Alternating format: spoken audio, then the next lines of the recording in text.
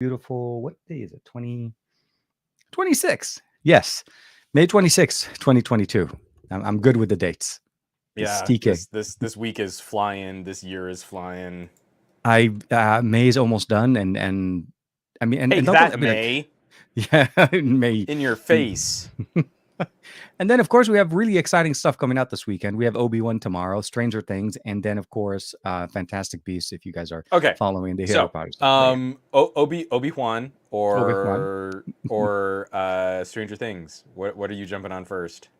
Honestly, I kind of want to see Stranger Things. I'm a big fan of how Feeling Obi-Wan's going to that, be. yeah. It's been I've been waiting since the beginning of the pandemic for this. Okay. They started the production, the pandemic shut it down. There was a whole bunch of kind of thing going back and forth. So I want to know what's going on with 11. I want to know how the story, Yeah, and then I'm also kind of torn that Netflix is clickbaiting us with this whole half of the season. Like yeah. the whole premise of Netflix is the whole thing to binge, like letting us carry to It's July. making me really anxious. I'm with you, because like I'm Ah, anxiously excited. I'm like not we know like, the yeah, show's Stranger Things, we're done. gonna do this. I'm like, oh, I really hope this is good, and I really hope they can find a way to kind of bring it just a little bit back more to horror. Yeah. Like kind of like the first season was Hmm. eerie and dark. A Like lot of shock season and awe two, kind of thing. Yeah, yeah. so from season one to season two, it's almost like you went from Alien to Aliens, right? And There was more season three storytelling. became more science fiction-y and otherworldly, and I kind of hope that we can find some way of bringing Stranger Things back to its core, like horror Yeah. roots. I'm very anxious. I mean, I think that like Obi-Wan looks great. Oh, You absolutely. bringing And back Ewan McGregor looks yeah, yeah, awesome. yeah. I'm And I'm I'm I gotta say, I'm gonna be real disappointed if we spend another significant chunk of Disney television on Tatooine. oh man, that would be messed up if the whole season is on tattoo. I know. Actually, Not from the the whole preview, I season, but if did. it's Oh, like, yeah, but like old a man specific. Obi-Wan is looking back at his life before he goes off with So Luke. there's been, yeah, the trailer and the teasers have been a little bit confusing. I mean, obviously, it sounds like it doesn't look like everything is on Tatooine, but there is a developing. This is a character story. This is really going back into his background a little bit, Yeah. obviously more, and then filling in Oh, obviously the timing is a perfect big, for it. I'm yeah, totally yeah, on board the cast. I mean, yeah. Disney's actually been putting that stuff together really well. It's just I'm from Yeah, yeah. Mandalorian to Book of Boba Fett to now Obi-Wan Kenobi, and where we know the Obi-Wan Kenobi story ends up. I Yeah. just feel like there's a whole universe of things you can go and do. We don't need to go back to the desert planet It'll be like a again. lot of cloaking it. No, and speaking of which, Boba Fett season 3 has been confirmed for 2023, so that's going to be coming out. Yeesh. So yeah, That's a lot. I will say Disney has been one of my favorite subscriptions to date. Like I have Yeah, Disney a Plus lot has of the been doing well. Disney Plus has been doing really good because I can watch it and enjoy some content. Omar can watch it, and they're starting to kind of go. I thought they were going to be very risque with the whole Moon Knight and keeping the whole how gory the show, not gory, very mildly showing us a little bit of bloods here and there, and then it looks like they're going to be going in there and deleting that. But either way, I I like the I cinematic universe and feel what they're doing and they're building for it. Disney needs to, excrete or get off the pot. Yeah, like for example, we just on a whim, we were getting a little burnt out on the Marvel TV shows. I still haven't really gone through any of Hawkeye. That just feels like homework. It's not really my jam. I know there's It's bits in kind of there. it. I'm sorry, Yeah, it's there's fine. a Whatever. yeah, yeah, yeah, It's yeah, great. yeah, I'm never absolutely. gonna Yeah. watch it because while we were just kind of, Loki was way better. Let's just say that. Yeah, Loki was like the best season of Doctor Who we've had in years. It was absolutely, excellent. absolutely. Hmm. But we were just kind of messing around with Disney Plus, and you're like, Jessica Jones, let's put that back on. And we watched the entire season of Jessica Jones, like So, binged it hard, and yep. just like how good that season of television was. And you're like, Disney, if you just build the better parental controls and you've got the ratings, You there's could, nothing yeah, holding you back from really doing this kind of content. yeah, yeah. This notion like, oh no, Moon Knight might be too spicy. Go and watch a couple seasons of Punisher. Oh my Like, God, yeah, yeah. come on. I Ooh, forgot about the sometimes you see some Punisher's people even. like bleed a little when they get punched in the face, and you're You mean like, sometimes oh you see? man. Yeah, I know. It's one of those. I mean, I it's interesting. It's funny how they would go back there and erase certain things, but um I mean, the MCU is obviously a big part of why I like Disney. This is kind of like what I watch when I get on it, but I also do catch some of the older shows. Obviously, Simpsons is there, all of it. If you want to binge the entire, Yeah. Simpson universe, not So just the yeah, episode. I mean, like, I'm with you. I've been doing really well with Disney Plus, but I Yeah, feel it's a little silly to sit there and like clutch pearls. Some of these characters might be a little naughty and PG-13, and you're like, no, yeah, sure, yeah. but if you're gonna I own this stuff, you might as well okay. own it. If you're gonna be Yeah. the keeper of Marvel, that means Marvel Knights. That means characters like Punisher. That means characters like Moon Knight. That means like you're gonna do it, go do it, and Yep. it's Yeah. okay. In fact, I'm kind of desperate for it because like by by doing a character like Punisher or Moon Knight Hmm. properly, that gives you the outlet where you don't need to make other characters darker. Like I think that's the problem with DC is they learned the wrong lesson from Batman, and now Superman needs to be dark and edgy and Darker. emo. Well, no, he shouldn't be that. He should never represent that. So No, if you have the little dark niche, you'll satisfy all of the overgrown man babies that need. I need my comics to be gory and violent and more realistic. I need them to Great, Moon speak Knight. very low like this all the time. Pass the popcorn. Yeah. No, I know. Swear to me. Like great. Go over there. Go find that pocket and Yep. enjoy it. But if you need to do Ms. Marvel, you need to do big stretchy Ms. Marvel, and you need to get that right. Oh, So so anyway, yeah, absolutely. Miss Marvel, that to me was also a very it touches me in a different way, many different ways. Actually, obviously, being a Muslim character that is actually a superhero, that's a big win. And also with Moon Knight, which I think a lot of at the beginning, I didn't realize a lot that they were gonna showcase a lot of the Egyptian part. I mean, obviously, the whole yeah, story of Moon Knight kind of levers it, but they yeah, going back to Egypt, bringing in the there was that one scene in the show where there was a girl, she said, "Are you Egyptian?" And she's like, "Yes." And she was like yeah. ecstatic. Marie She's a, Marie caught that too. She was she's like, like, "You're an Egyptian oh, superhero, like a that's a woman." I'm big like, deal. "Yes, it happens." Um, those little things to me are symbolic, but also they hold a very special place. And the director obviously was also Arabic, so there's a whole bunch of things going on in there. Um, I the reason why I was kind of like bringing it up because it just seems like I mean, even though this is going to be a holiday weekend, so for most of you guys, if you live in the U.S., Monday is a holiday for us. So obviously, it's a 3-day weekend. Many people like to relax, but there's a lot of like heavy hitters coming in. And HBO, if you have HBO Max, Fantastic Beast, I think was it the last chapter with Yeah, Dumbledore? It's releasing on the same day. sure. So we get to watch it at home at the same day as opposed to the theater. Not that like if you don't want to go pay for it, but so there's a whole bunch of things to watch. But Stranger Things for me is I feel like is a good sit down because Obi-Wan's going to be a one episode. They're going to give you one Yeah, episode and you're going to be left on a cliffhanger or whatever. If we're lucky, maybe two. But at least with Stranger Things, you have at least 5 or 6 episodes that you can kind of go through and seriously try to figure out like where things are and reconnect the dots to this 2 years ago thing that you were watching. And yeah. then also disconnect the fact that the kids look way older than they were supposed to be Right. in a You're gonna continuation, try right? and digitally de-age them or I don't, something. or I'm thinking of like some of them. I think they most of them. Oh snap! That's right. What you look at? Bob's Burgers movie this Bob's weekend. Burgers coming out. There's a new movie for.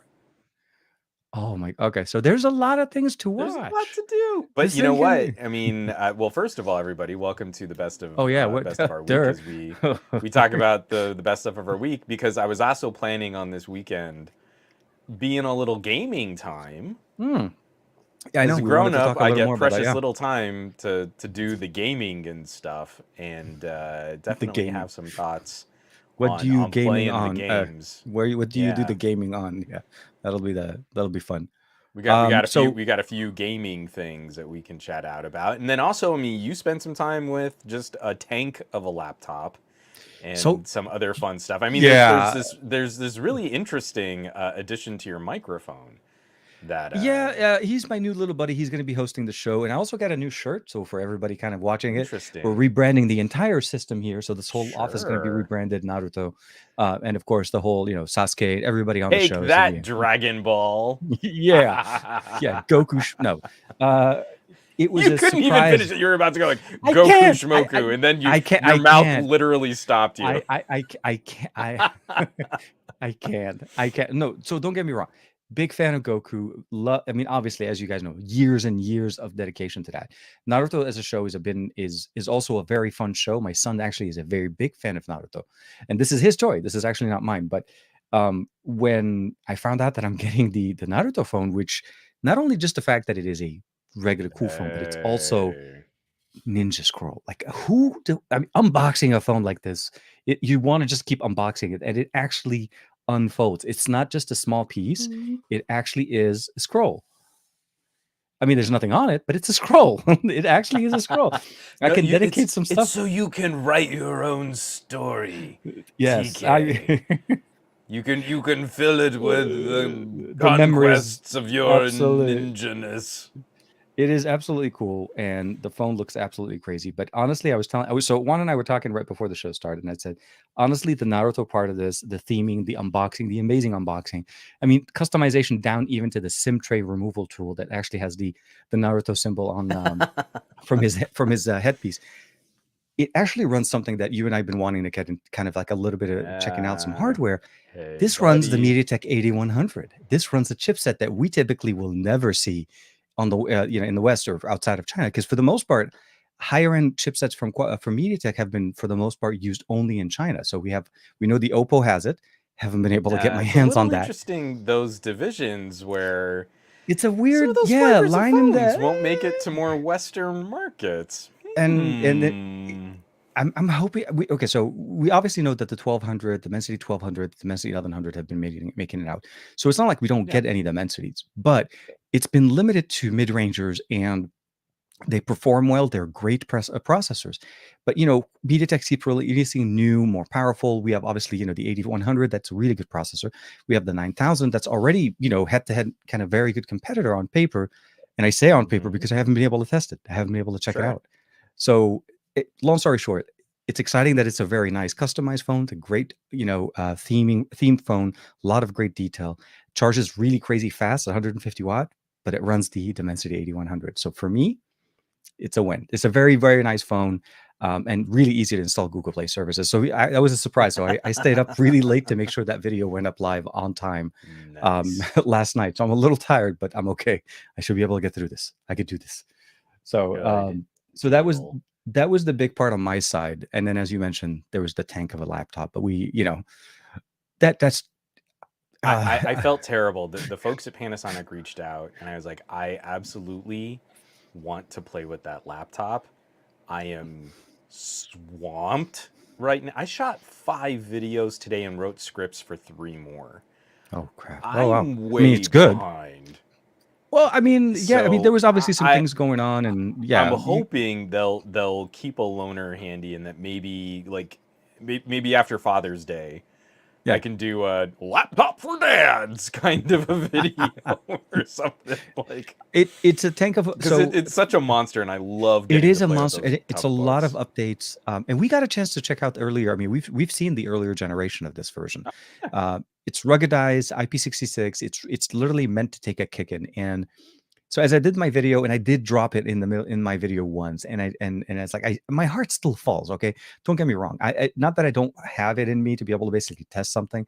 I don't like purposely trying to damage something or try to see if something is going to break if I throw it. It's an almost 8 pound laptop, right? And throwing it 4 feet down is one thing. Throwing it like the way I did it in that little short I did on Instagram, I Monk. didn't realize how far is it, and you could hear it. Like the audio was there. It was like, Oh, yeah. I'm like, oh crap, did I A break? little big old dent in your yard. You're gonna have to get it Yeah. resodded. Oh my God, you gotta go in there. It's like, what happened? Yes, it's permanently part of the yard now. Thank you. And then of course I had my wife helping me up a little bit, and then I asked her to turn on the water, and I didn't think she was going to go at it like, okay, now I'm just making sure every key is covered. I was like, She's that's like, too much water. If you're gonna ask me to help, I'm gonna do it. Yeah, And if you and she didn't really want me to go for it, then you won't ask me you, to help ever that was again. exactly her rationale. She's like, you asked me to shoot water at it. I mean, I just did exactly what you told me. It's like a Sony, I want to play this Right? game at this frame rate. She did it, and then I'm of course doing everything was exactly what fine. you asked me to do. And then I had to jump the water back. that was also another thing that was a little bit of a nice little surprise to kind of dropped in my lap. So those were a couple of things that I got a chance to put out a video, of course, and then Yeah. my last Sony video. I know I missed the Xperia 4, the One Mark 4, and it's just Yeah. until September, my friend. That's all I can say. I was like, I put it back in the box last week, and I was like, September. That will. Sigh. So I am going to be trying to knock out, like, one of the videos I shot today was a camera comparison between the Xperia 1 Mark IV and the Vivo. That's a good one. And Yeah, yeah. um it's um it's going to be a really heavy philosophy video. Like, I'm not sitting here trying to, let's take two photos of the same thing and then pixel peep to see the HDR and the colors in the pixels. Like, I don't really feel like that's as instructive. We've got two phones that are legitimately capturing, I think, my top picks for best professional Hmm. styles of output, and they're doing it in radically different ways. Very, So, very, very. Yeah. I mean, they really couldn't be more different if you tried. So that's really what my video is going to focus on. Isn't like, this one takes the better AI HDR photo and is the gooder colors. Like, I really don't think that helps anyone. But if you can see, like, there are choices and design decisions being made on this side, that might appeal to you and that might fit your workflow better than if you're trying to do something on a product that has a completely different focus. Yep. And I really feel like whenever we compare cameras, it gets too bogged down in, I took 3 photo samples of selfies, and like, that's not, that doesn't really help. Well, Like, and but you're also putting together. It's a comparison between two, in my opinion, two Goliaths of devices yeah. in the market that they're in. You're not just it's like, can my, yeah, and I forgot who it is today. I saw somebody putting a Pixel, not a Pixel, it was an A53 versus a Pixel, and Hmm. so, comparing those two, they're not in the same. It's not the same No. ballpark. It's you really need to kind of look at what their the achievement and the technology that you're looking for. Both of Yeah. these devices rely heavily on the user input and the mechanics of using the cameras on these devices to produce the Sure. images that you're getting there. We're not talking about auto HDR, auto mode heaven here, and Well, you can take three but I mean, a pictures. part of that is like, like, I've been in a few conversations recently where then someone will turn around and be like, and yeah, like those pixels, and you're like, you know what? I think we've done a huge disservice to the different Mhm. flavors of cameras. The number of times I've seen Android editorials from writers who should know better saying things like, yeah, well, the Pixel 6a is going to use a smaller sensor, but it doesn't really matter because we couldn't see any differences between the Pixel 5 and the Pixel 6. And you're like, if that's true, if you're really being honest there, that you were looking at the camera output of a Pixel 5 or a Pixel 4 and a Pixel 6, and you couldn't see any differences, I have to assume that you're terrible at photography. Like, just the hardware, material, and optical differences between those two, you would expect some type of photographic difference in the output, and Absolutely. it's not that hard to demonstrate. So what's wrong with you? And so whenever we kind of look at that kind of stuff, like, I feel pixels belong in a very specific part of the conversation, but I think what they do is probably the best of its version. Like, Yeah. I still feel like when it comes to especially stills photography, Apple is desperately trying to land the ease of use that Oh yeah. we take for granted on a Pixel. And maybe you don't get the bestest video, whatever that means. It's still phenomenally good, and it's the easiest way I think you can get that kind of content. Then you go and flip that over and you pick up a Vivo, and Hmm. boy howdy, is that fundamentally different. Like, It's again, very. It is. it's Yeah. a completely different The philosophy, amount of and I think options you that's have what's more is. interesting. Is like, in our chat right now, I bet every single person here is going to have a different reaction to how a manufacturer's camera app is Mhm. supposed to work, and that means there can't be a winner. There can only be something that fits your needs and your Yeah. preferences and your familiarity better. And your And taste, that's where I and think it we've also lost our has way. has a lot to do with also the taste, your preferences when it comes down to how an image is processed, the level of saturation. It truly is. It's basically like, I like my coffee this way. This is partially why different company give people, No, no, that's wrong, t- TK. The way I do my coffee is the only way to do your coffee. absolutely espresso all the way. But that's the best way to say is, if you don't know how to make coffee and you like tea, that's okay too. Just understand, to me, it's the beauty of the fact that we have so many options and so many selections, Yeah. but we need to educate ourselves onto what's available. It's not just what you see in front of you. There are so many options now, so much competition in that realm, and even at every category, we see very good and very decent experiences. Realme, for me, when we talk about devices like with the GT3 Neo here, they're bringing Hmm. their main sensor is really one of the better sensors. I mean, it is the only good camera on the phone, like the What is best it? camera. What is it that they're using? Is it the 1/1.5? I think it's the one. Hold on, let me pull it up. It's the 51. I don't think it's the IMX 766 on this one. They used the IMX 766 on the 9 Pro Plus, Hmm. and then they also used it on the GT3.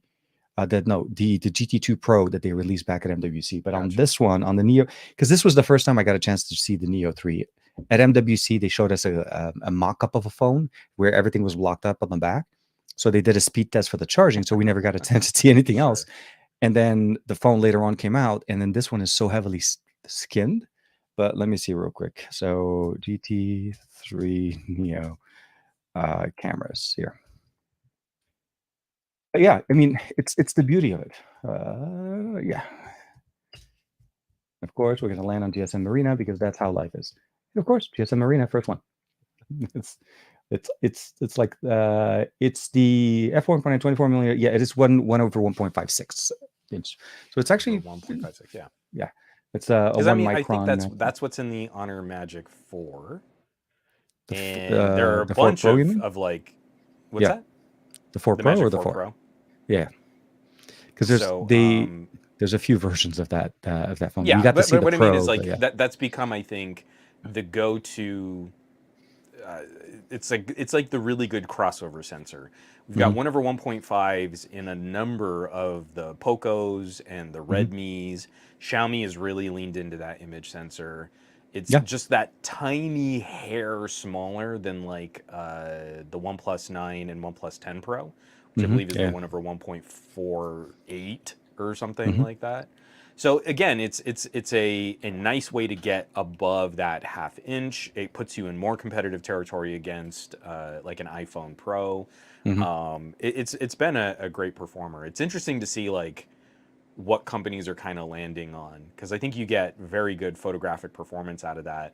But Yeah. then you can always look at like, well, it doesn't take much to get you to a 1/1.3, like on a Pixel Pixel 6, 6. Yeah. on a Note 22, on a Vivo, on the Pro I, like all of those things kind of, it's a nice step up when you start There's a looking at lot. some of the monster sensors. No, exactly. And but the thing to keep in mind though is with the GT3 Neo, it's not meant to be a flagship, right? It's meant Right. to be more of a mid-ranger, good No, but that's performance. what I mean. That, sorry, that Yeah. was a really rambling way of me kind of detailing though that like from $250 to like 700 or $800, we've got this 1/1.5 that is in striking distance optically, is in Mhm. striking distance of like an Oh, iPhone Pro. yeah. Excellent. That to me is really kind of the critical turning point where even on some of our least expensive, nicer, whatever you want to sell, it's a budget, premium, mid-ranger, whatever string of adjectives you want to describe for phones in $200 to $800 territory. Hmm. Um, we're already seeing that shift over. We didn't stick around on the half-inch sensors for very long. So it's like we Yeah. went to the 1/2.55. We went to half-inch on phones like the OnePlus 7, and Okay. then now we're aggressively pushing even larger than that on even less expensive devices moving forward. And I So think it's it the really is bind. like Yeah. it really is on us to have these kinds of conversations where you say like photographically our phones are now doing things that are very very interesting as we look at larger than half inch type sensors as we're closing in on, we're above 8 millimeter film. We're closing in on 16 millimeter film on phones that are like five hundred $500. dollars. Yeah. That is a significant contributing factor to the artistic expression and the artistic creation that you can achieve from an inexpensive phone. And we can't really detail that if techies can't see the difference between a Pixel 5 and a Pixel 6. Their main approach is basically, looking at how does it look probably on social media or some, or the Yeah, basically it's post just process HDR edition. processing, yeah. Because Exactly. And unfortunately, they did the same thing to Apple. I okay. remember sitting in like Twitter spaces and listening to techies talk. Well, like the image processing made the iPhone 12 Pro basically the same as the 12 Pro Max.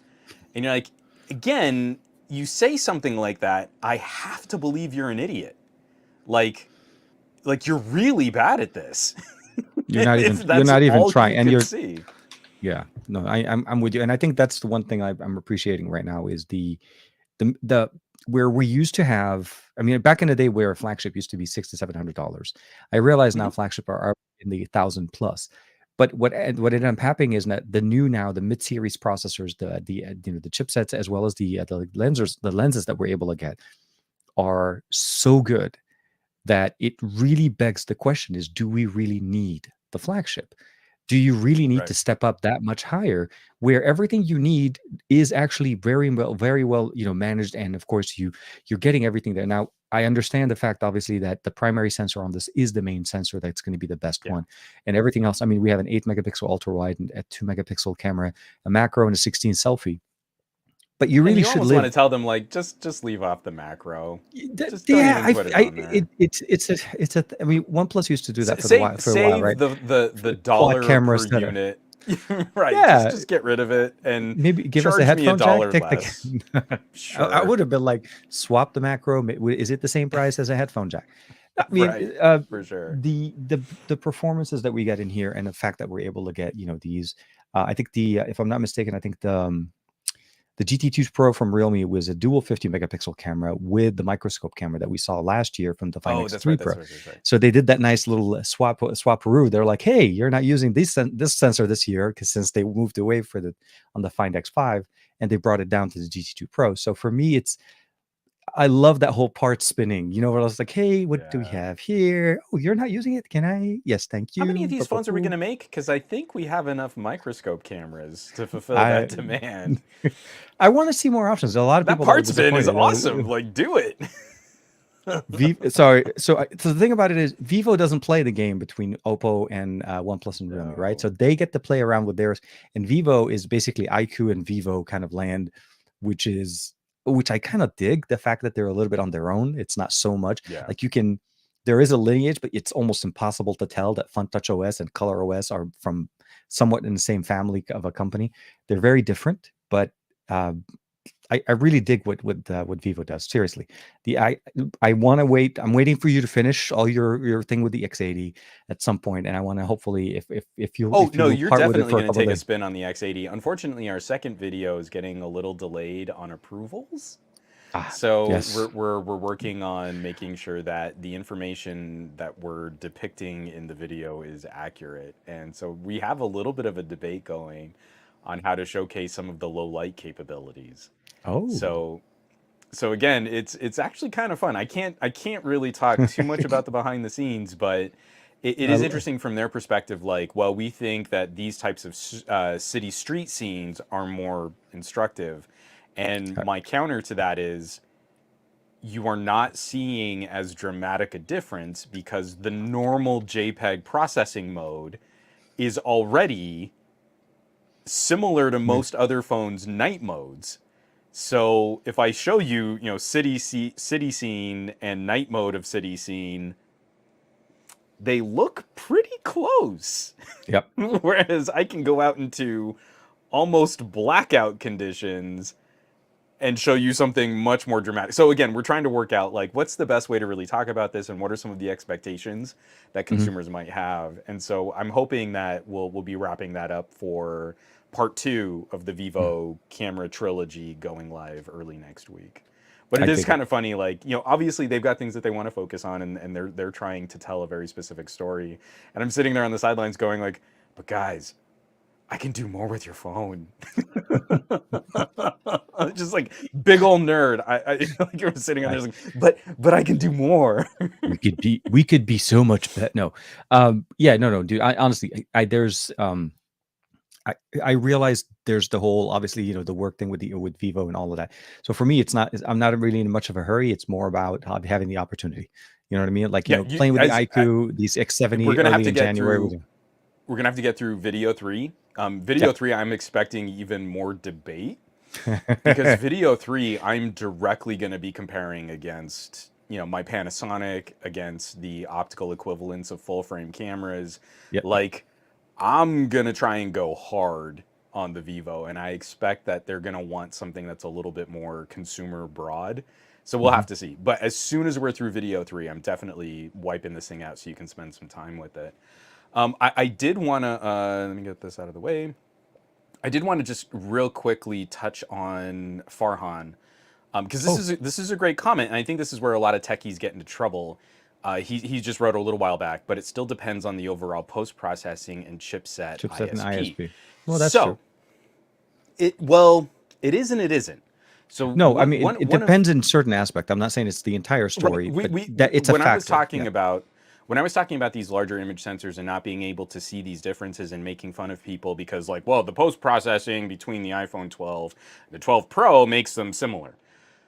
That is accurate. If I take It's a a specific color Redmi, science. It but needs if I kind of like take a their own Redmi signature. Yeah. with a 1 Hmm. over 1.5 inch image sensor, and then I take an Honor with a 1 over 1.5 image sensor, we should expect differences. But what the ISP is responsible for and what the SoC is responsible for are all of those additional features: faster AI scene recognition, better subject tracking, Hmm. faster color processing. So as you take Yeah. stacks and bursts of images, you should be able to create an HDR image more efficiently. And then into the video features. These new Redmis with the 1 over 1.5 are actually kind of a downgrade for some of your video features because clearing data off of that sensor is more of a challenge. And so these less expensive SoCs are struggling to give us 1080p 60, to give us 4K anything. Oh, So barely. that Yeah. is absolutely accurate. But what I'm talking about is being able to see the fundamental optical differences between larger sensors or between a smaller and a larger sensor. And if you can take a photo with an iPhone 12 Pro and you can take a photo with an iPhone 12 Pro Max and not see any difference, then you're missing the fundamental differences in lenses, in optics, in depth of field, in Hmm. bokeh, in composition, all of those things that are not affected by your image processing at all. Yeah. The lens is different, the focal length is different, the aperture is different. These things should be performing optically in different ways. And Yeah. techies, especially techies who play with all of these other phones, if they're really doing their jobs and they're really looking at their photo output and they're really shooting good samples consistently, you should be able to demonstrate these differences. And it's not difficult. I go Hmm. to the same landmarks. I turned it into a joke, but it's now part of my regular routine to take a crappy photo of a fire hydrant at night, and I can show you differences in depth of field Yeah. between all these different camera sensors. So that's what I'm bringing up is I feel it's lazy, it's apathetic, and I Hmm. think it misses a large part of the conversation where now we've got phone sensors out there that are doing a remarkably competitive job of hanging with true mirrorless cameras. And if you know that, and you know that it's going to fit your shooting style, you can overlap a lot of your photo and video use now from a phone where you might have had to have turned. You would have had to have turned to a standalone camera. Yep. I'm not doing that as much anymore because I know there are Rarely. phones that I can I really hang. I rarely find the need to go grab my E10, my ZV E10, or when I had the S3. So for me, it's really more.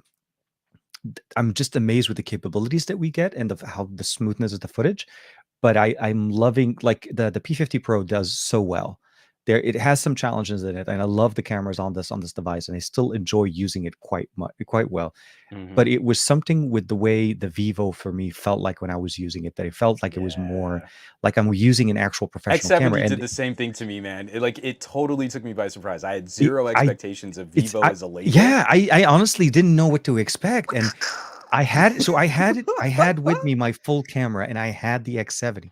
And at the beginning of the show in January, I was okay trying to pick it out. I put on the tripod and all of that. And then by I think was it like not even half day, the first day, I'm like, forget this. Okay, let's just okay, camera set it up. Okay, night Yep. shots. I was covering the Samsung. I was like, wow, like the low light on the X70 Pro Plus is really, really good. This is why I mean, even God. though we have the X80 Pro now, the X70 Pro Plus is still like it's they're Yeah. so close to I each mean, other. They're not really they're an upgrade not from one to the other. This is really meant for earlier generations no X7 the Vivos. yeah, I mean, if you were on like an X50 and you wanted to upgrade to the Maybe. latest and greatest, you would make the jump to the X80. Yeah, Yeah, yeah, the fundamental platform is nearly identical. yeah, X70 Pro Plus to X80 Pro, very similar. yeah, yeah. There are a couple. We can break it down right now. Again, I'm not under any No, the embargoes phone's out. anymore. Yeah, the phone is out. It's not Yeah, like you so can't talk specs. I'm not like gagged anymore. Um, Just watch out for that guy Major. behind you. Yeah, I know, right? Wire just comes in from the front. You're like, I'm not Um, gagged anymore. one of the Lost one. major structural differences. Hmm. So, do I have my X70 here? Okay, so the X70 has Hmm. this glass domino, right? Yeah, yeah, yeah. The camera It's block. a big piece. Yeah. One of the main complaints about some of our larger sensor cameras, especially phones that were just stepping up to the sensor size, sudden changes in temperature can cause internal fogging on these lenses. Yeah, I ran into this problem where I was trying to cool the phone off because I was running it so hard. I mean, like when I started seeing what this phone could do, I started running this phone hard, and I used it initially when we were having a heat wave. So we were in high 90s, low triple digit weather.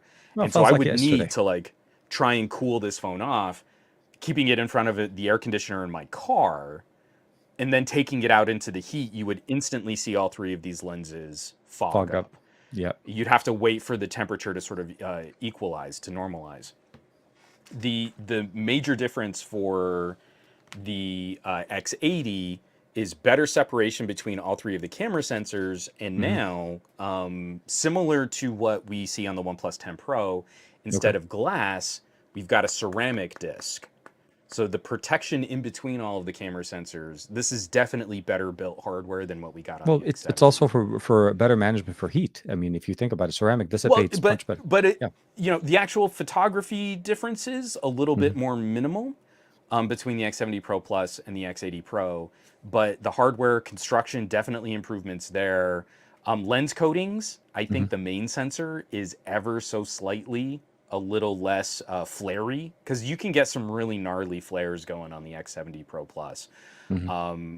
Not quite as bad as like off-angle lighting on a Pixel 6 Pro, but not maybe a little worse than what we would see on a Samsung like an S21 Ultra. The S21 Hmm. Ultra was pretty flary.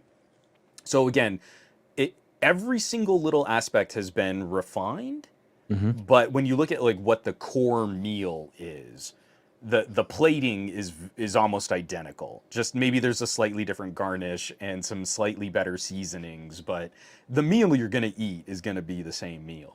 I And like that it. I think is kind of interesting. Like I kind of feel the same way about the Xperia 1 Mark IV. Top Okay. to bottom, it's a bunch of really great refinements, Yeah. but it's It's not good. fundamentally different than an Xperia 1 Mark III.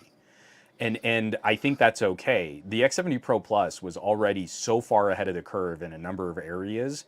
Hmm. Simple lifestyle tweaks like not having lenses that fog up when you go get in hot, like that's enough. That makes this phone a If better you're trying to performer. take underwater photography above water with water in your lenses, this could be the fun. No, Right. I forgot it where I saw somewhere.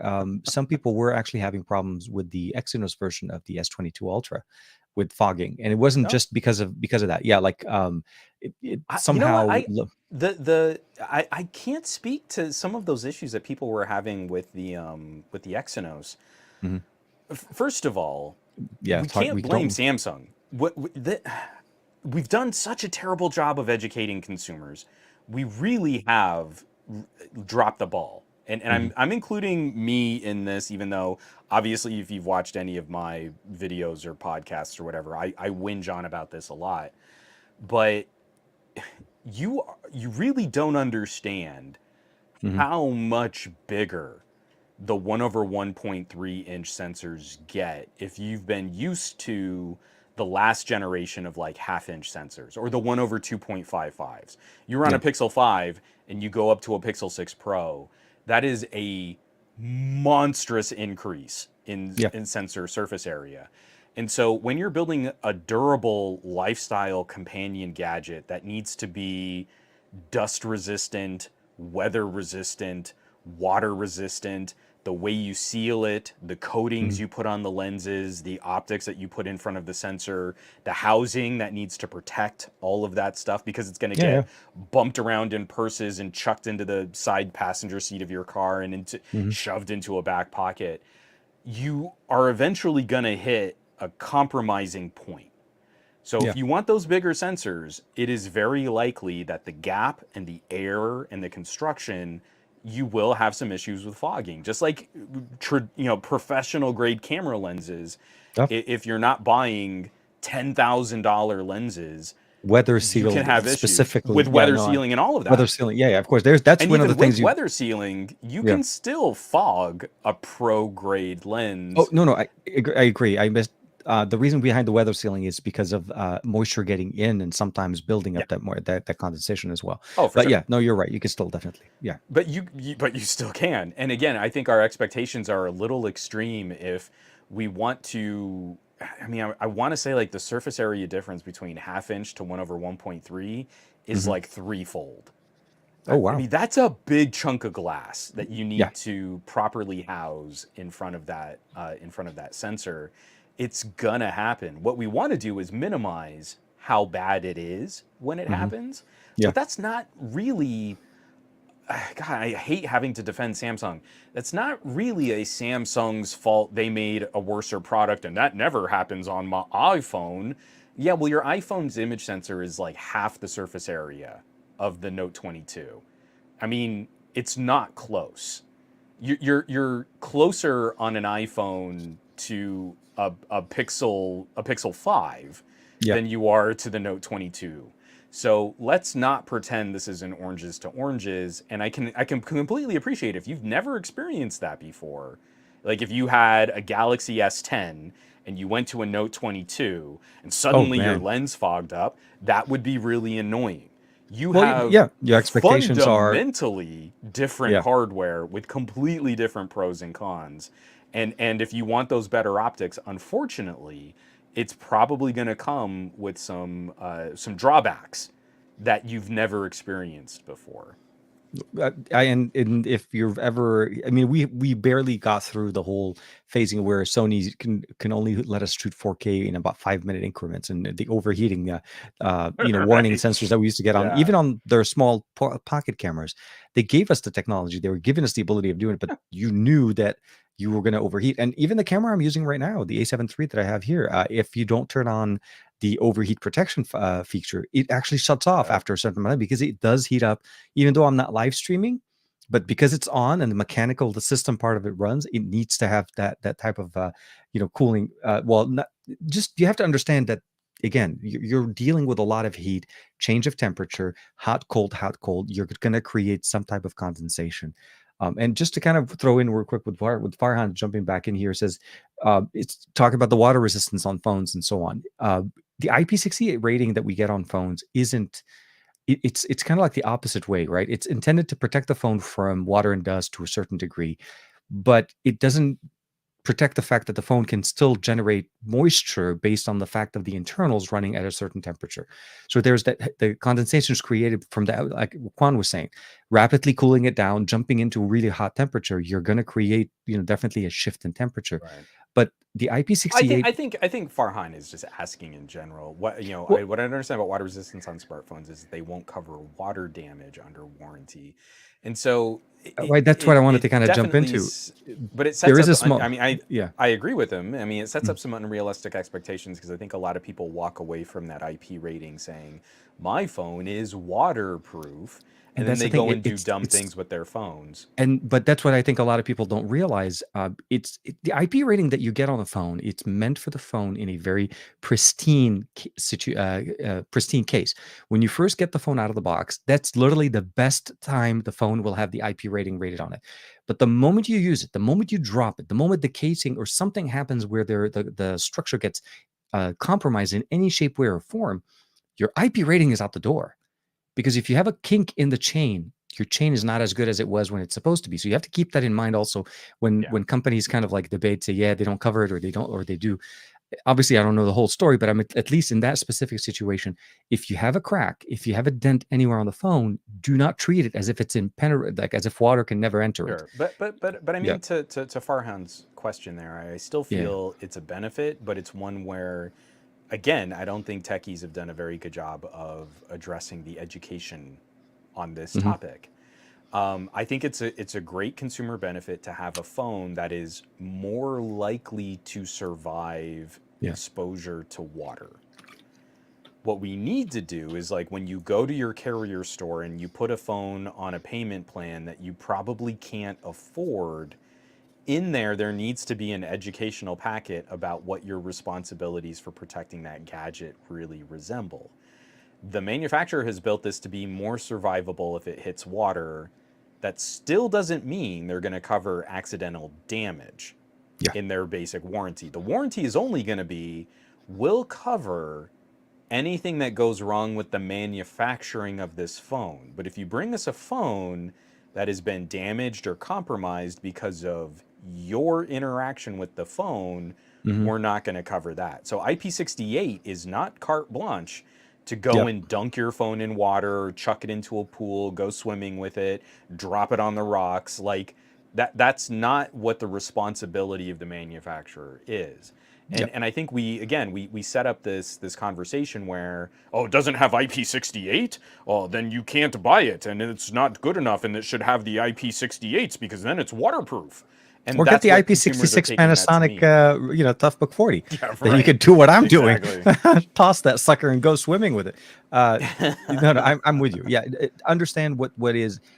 But the problem, I feel like it's also because of the marketing of the way the companies are putting it out. They make Yeah. it sound like it's, Well, I mean, that. Apple got tagged on that. I mean, Yeah, yeah. they had a class action lawsuit for the iPhone 12 or was it the Oh, 11? okay. There was that one commercial that they made where it was like iPhone on a stick, Oh, and and then then it they was like were it's throwing what? Yeah, things at what? it and Yeah. So splattering things they on were, it. yeah. So that's an IP66 testing of water And jets or throwing water at a phone. we don't Yeah. see that commercial anymore because that was No. a horrifically unrealistic depiction of what IP68 Yeah. Yeah. is really supposed to do. It does not protect you against that level of intentional It, abuse and jets of water jets of water. So that's the hitting thing. the phone. Jets of water, you have to understand, create a certain amount of pressure in the direction that they're going, which No, could no, no, compromise the bro. phone. No. I saw the commercial. It's IP6. It's waterproof. it's It just it's works. proof. It's water. Yeah, and then that's the other thing. The word waterproof is used a lot with IP66. It's water resistant. Right. It's not proof. There is no shield standing in front of it, like, okay, hit me with your best shot. There Um, literally is no proof. I do want to say, look, um, phones for the most part, even devices that are not rated, should be able to withstand a splash of water. It rains, you're Yeah. walking around, there's some, that's the type of protection that I think we should all expect from our Yeah. devices. Dunking them in the water, accidental and so on, most phones should be able to survive them. But the reality at the end of the day, you have to kind of also understand that you need to be able to protect your investment. And if you are going to buy a phone that is that expensive, and historically you're more prone to bumps or dings or something like that, is probably pick up Hmm. like a protection plan. That's where Yeah. the warranty stops, and the insurance kind of helps protect your phone For from, sure. I dumped it in the pool or whatever. So long story short, not to make it sound like we're the help desk at Geek Squad or something like that, but yeah, we're know what you're we're getting. Yeah. we're I think we're way off Geek Where Squad yeah, we levels of took conversations on this yeah, stuff. I know, and I can't wait till IP69. Okay, Aditya, it's too late for this type of Nice. conversation. Nice. But no, IP66. I had to look that up because I was talking with the folks over at Panasonic, and I said, "Hey, I'm thinking about dropping your laptop about 4 feet down." They're like, "Yeah, we tested it all the way to 6 feet, so have at it." And I'm like, "Really?" Cool. And you said You I said you said I I could. I made sure. I said, you said you're okay with me throwing this, and then so what I didn't, what you don't realize it is that throw that I did in the video was about 5 feet up, Right. and I didn't drop it because they tested it for dropped, not Sure, you throw. chucked it. I You, put some you velocity into. frisbeed an 8-pound laptop. Oh my god, I threw it, and I was like, yeah, Whee! yeah, the But isn't rugged jackass. fun? It Don't you it miss is having like rugged options? I was so messing around with much. that Kyocera, and it was just like, this Oh is yeah, so yeah. great. The This is a Duraforce, chunky right? butt entry Yeah, level phone, flip but phone. Yeah, yeah. it's so nice. You could take it And into a you feel battle. You're like like, you could just exactly. I know. Ah, It I Duraforce. miss the I love Galaxy Kyocera. Active so much. I miss Oh the my god. I Brigadier I think I have so one or much. two, maybe. No, I think I have one. The blue Galaxy Active 5, I want to say. Galaxy 5 Yeah. Active or something. It's truly sad that we don't see very Yeah. few options Well, now on the market. Yeah. my did I show you the Galaxy S6 Active? No, so that's It the was thing. one of the last holdouts of that era. Basically, the AT&T, I'm battery assuming. Yeah. controllers in the S6 era of phones were hot garbage. Oh yeah. And Yeah, yeah, all yeah. of them, the only one that now still works is my S6 Edge Plus, or whatever the bigger Oh S6 wow. Edge was. It was, yeah, it Hold was on, the, so back then it I'm was the still S on the Plus. mic, Okay. but real carefully here, I'm going to show It's okay. We're going you to be entertained with a picture of you in the background. the Can, incendiary device that is. oh, that display Come is on. popped. That display popped. Yeah, you gotta get out of the picture, Juan. What are you doing? I think hold it sideways. Maybe hold it flat. Let it capture. Let it capture it, Oh and yeah. then I mean, you know what I mean. this is like kind of scary to hold here, but you can see how it's Yeah. ballooning out, Okay. So yeah. Now. and Okay. then Oh. the screen is completely popped out and separated. So So the basically, Note this 7 is a that I have did bomb. the same, but on the back end. Yeah. Remember, I still have one of the So Note 7s, but the so original. up into the Note 7, these are all basically spicy pillows of death. So thank you, Hmm. Samsung, for making truly terrible products. You are welcome. I mean, sorry, they say All you are of welcome. my LGs still work. I've got two G4s, a V10, a V20, all great. No battery failures, no boot looping. Every single one of my Samsungs has now turned into a potential catastrophe. Pillow of death. You've been watching way too many horror stories, my friend. No, I know what you mean. No, the So now ballooning. I'm actually getting a collection. I've got 4 Samsung phones that have all battery failed from that same generation. So for those, are you 2 of gonna them have remove the puffed. batteries? Yeah, No, because I'm I think not. we should remove the battery and recycle them, right? Because I want to keep the I phone. was I'm getting rid of them. I mean, there's Okay. really no point. I'm not enamored with Samsung in any degree to run a museum like I have been with my old Windows phones and LGs. No, I know. Um, Yeah, yeah, and I was so I've. holding out on my S6 because my S6 still has, I think it still has photos on it from when Marie was pregnant with Lex. And Oh wow. Okay. I would like to have that back, but I don't think I can really get them repaired. And I've called around to a couple places where they've said, like, don't even bring it in. And you're like, okay, but I mean, It's like, like, if you guys have like a good facility, I mean, everything is still. I mean, there's nothing compromising this battery pouch. If you can just rip the screen off and get to the internals on, no, just don't even bring it in. so So it's the funny with repair centers Samsung, here you are get not. that yeah, yeah. No, I mean, don't get me wrong. First and foremost, obviously, is they don't want that to, because I don't even know realistically how to recycle it correctly, because they need to puncture it. And for me, the weird part about it for me is I've had that happen to me on two Honor phones, like long time Yeah. ago Honor phones, like 7X, it like really older phones. But typically for me, so the Honor phones pop the screen on the front because of the way they structured the phone, right? The way Hmm. the batteries put in.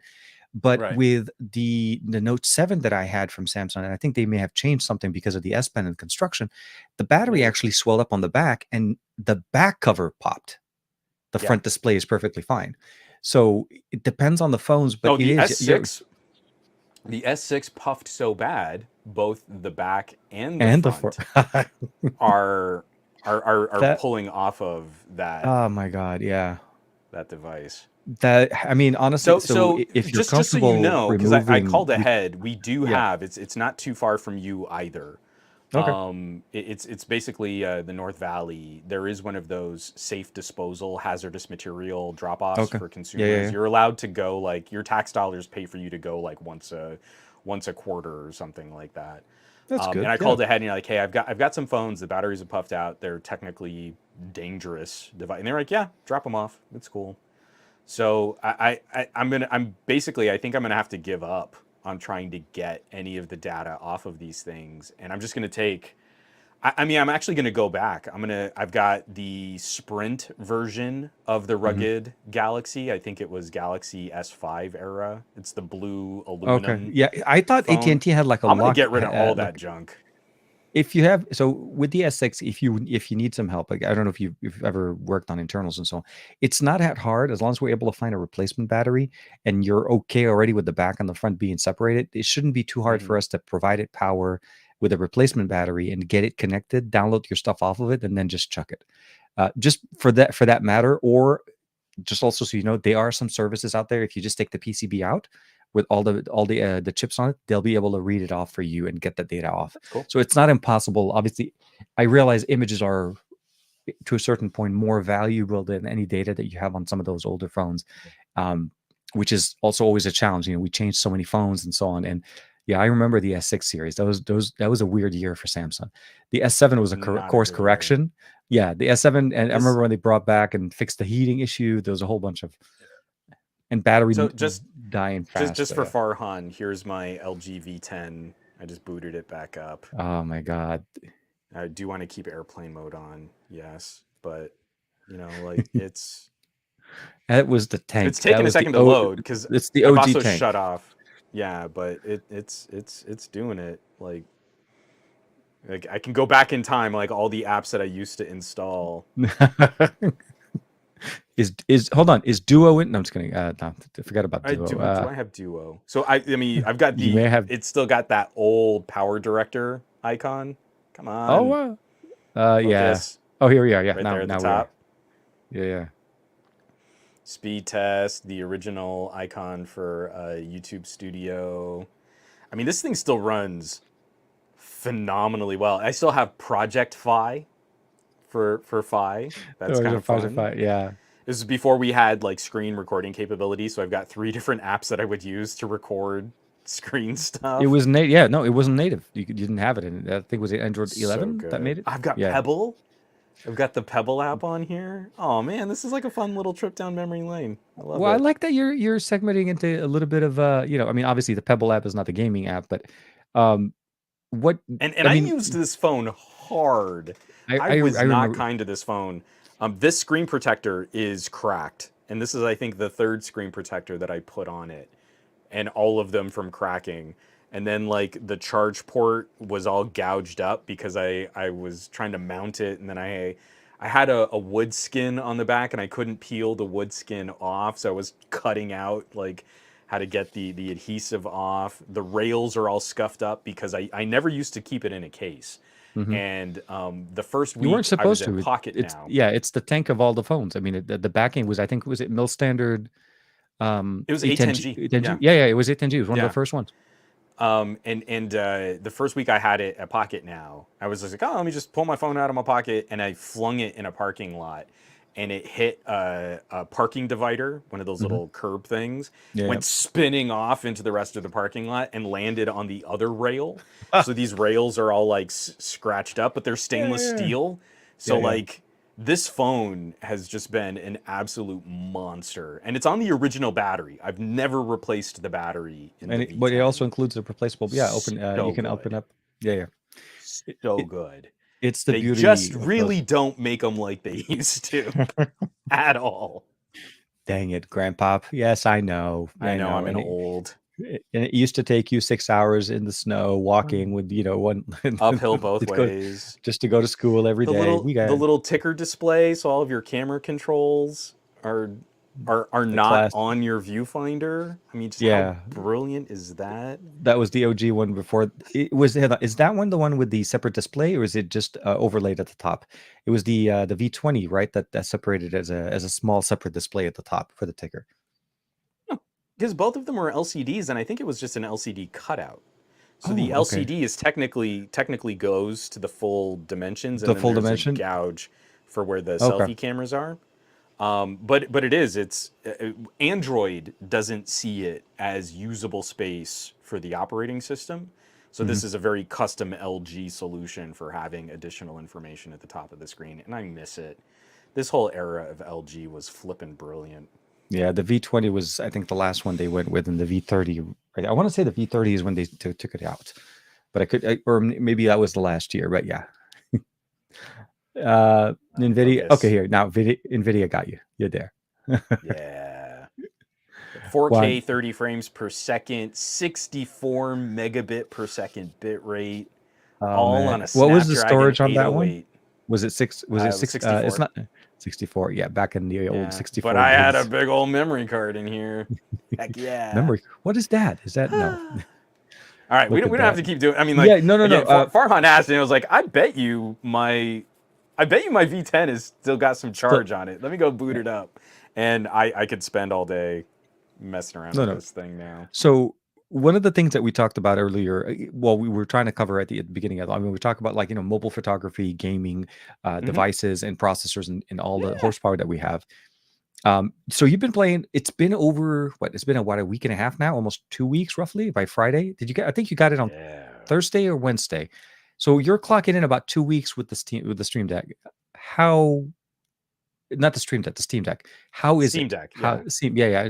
I have the Stream Deck in front of me. This is a problem. But I have so this is so can I just tell you, I love please. it.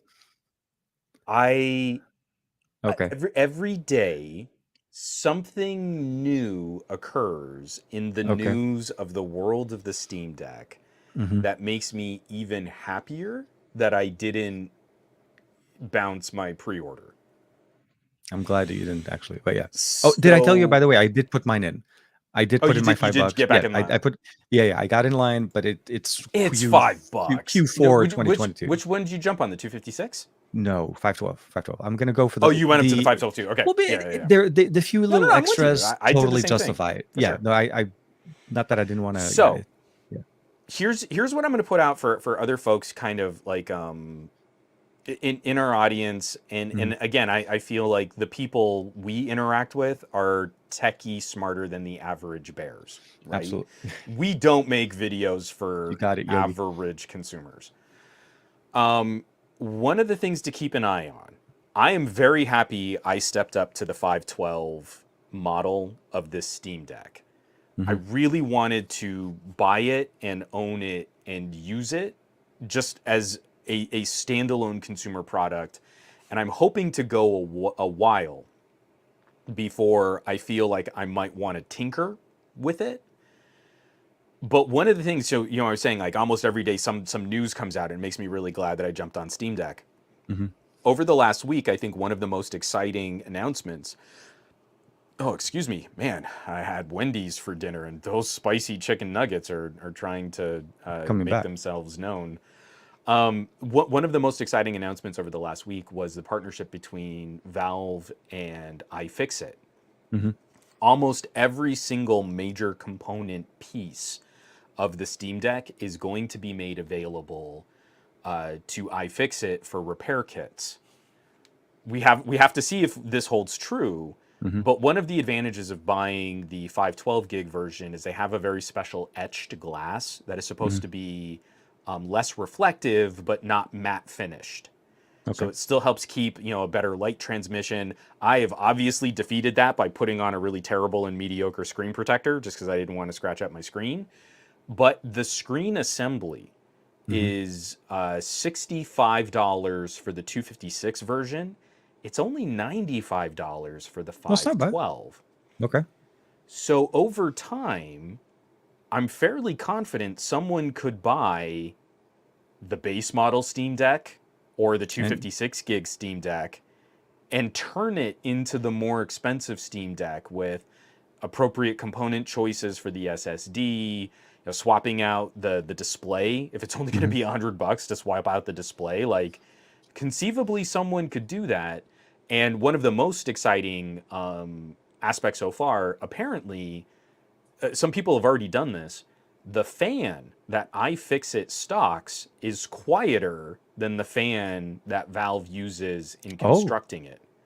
So okay. while I was sitting here saying like, hey, I really want to use this the way that Valve made it, consumer facing product, I didn't want to jump into too much tinkering, I might try that fan swap.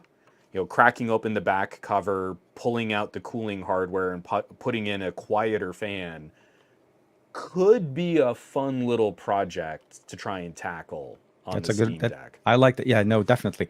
It better if, yes, I can attest to how much fans can drive you crazy, but yeah, better Oh fans yeah.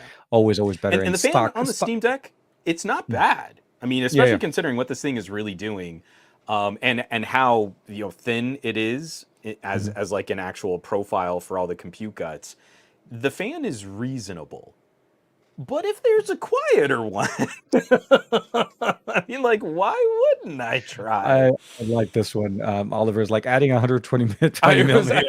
was Not, trying not to your knock through it. fan. I want that big old like cream and brown, Yeah, with that whole just massive heat. blocks sticking out the back. Yeah, they're like, "What are you doing?" I'm air cooling my Steam Deck. No, I know. But yeah, no. So gaming. So one of the things that Yeah, you mentioned to me before we were talking before we started the show. So gaming, or at least I called it the future of gaming in the title of the video, but I feel like kind of like it is changing, right? The approach of gaming has been slowly but surely evolving, year over year. Our devices now are small gaming systems, but then you get the Steam Deck in the form factor that it offers you, the portability, the yeah, ease of use, the storage capability to be able to actually house, a good yeah. collection of a library of your games on storage, not cloud based only. How has that been, that experience? Have you missed the urge, or have you had the urge to go back to a PC, or do you feel like it's meeting your No, needs as far as oh no, where? quite the opposite. And not only is this meeting my expectations, it's exceeding them.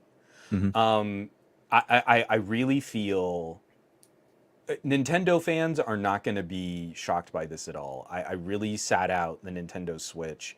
I always wanted to get one. I waited for, like, when I was still at Newegg, we were getting these rumors of like a Switch Pro. So I waited and I kept waiting and I kept waiting and I never really jumped on the Switch. Like I probably should have. All this time, I think I really would have enjoyed the overall Switch experience. Picking up the Steam Deck, it's kind of brilliant proof of concept that Nintendo was correct. The Mhm. Switch experience is not built on a horsepower first kind of conversation. It's an accessibility and portability conversation where you can then extend gameplay into a more traditional living room environment. Mhm. Steam Deck is doing that. I mean, it's doing it just as well as the Nintendo Switch, but it's doing it with gaming content that has been traditionally the hardest to interact with. Yeah. Console gaming exists for the simplicity of plugging a box into your TV and playing in front of your TV, and it made gaming easier Yeah. than gaming on a PC. The It's a Nintendo purpose-built Switch, hardware. Yeah. yeah, I mean, it's a very specific kind of computer. We know it's a Mhm. computer. Consumers don't treat it like a computer, they treat it like a game box. And Nintendo took that brilliant idea of purpose built and turned it into a wonderful take it with you anywhere you want to go Mhm. and also play games in your living room when you want to. Absolutely. Yeah. PC No. gaming has really struggled with that kind of flexibility. And Steam's early approaches to hardware obviously did not capture much excitement from consumers. Oh, I So remember the Steam taking controller. the Yep. well, not just the Steam controller, but Steam boxes, like No, I know. putting Yeah. out a It's reference design Steam that links and Dell stuff. was going to build and stuff, Yeah. and Steam Link and all those other things, and you're like, yeah, I mean, it works, but that's not how we've ever interacted with PC No, no, because games. you weren't really. Yeah, it was still really running on the PC. You were still reliant on a fully running, decked out Yeah. system that ran all the horsepower for you. But yeah. So we're making brilliant compromises. This Yeah. is not a horsepower conversation. This is not PC gaming with a 3090 Ti and, a 4 nanometer AMD chiplet, 16 core, CPU.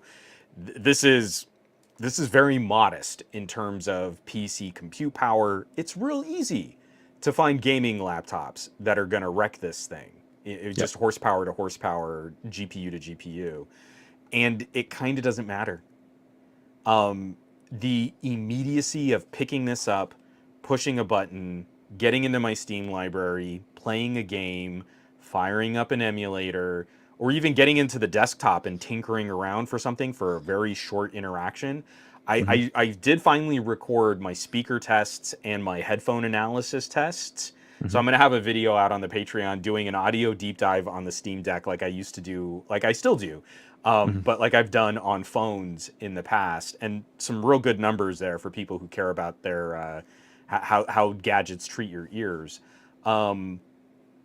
But it's so much faster and so much more immediate. I have zero desire to sit in my office in front of my massive workstation, which has a much better CPU, has a much better GPU, can render all the 4K gameplay in HDR.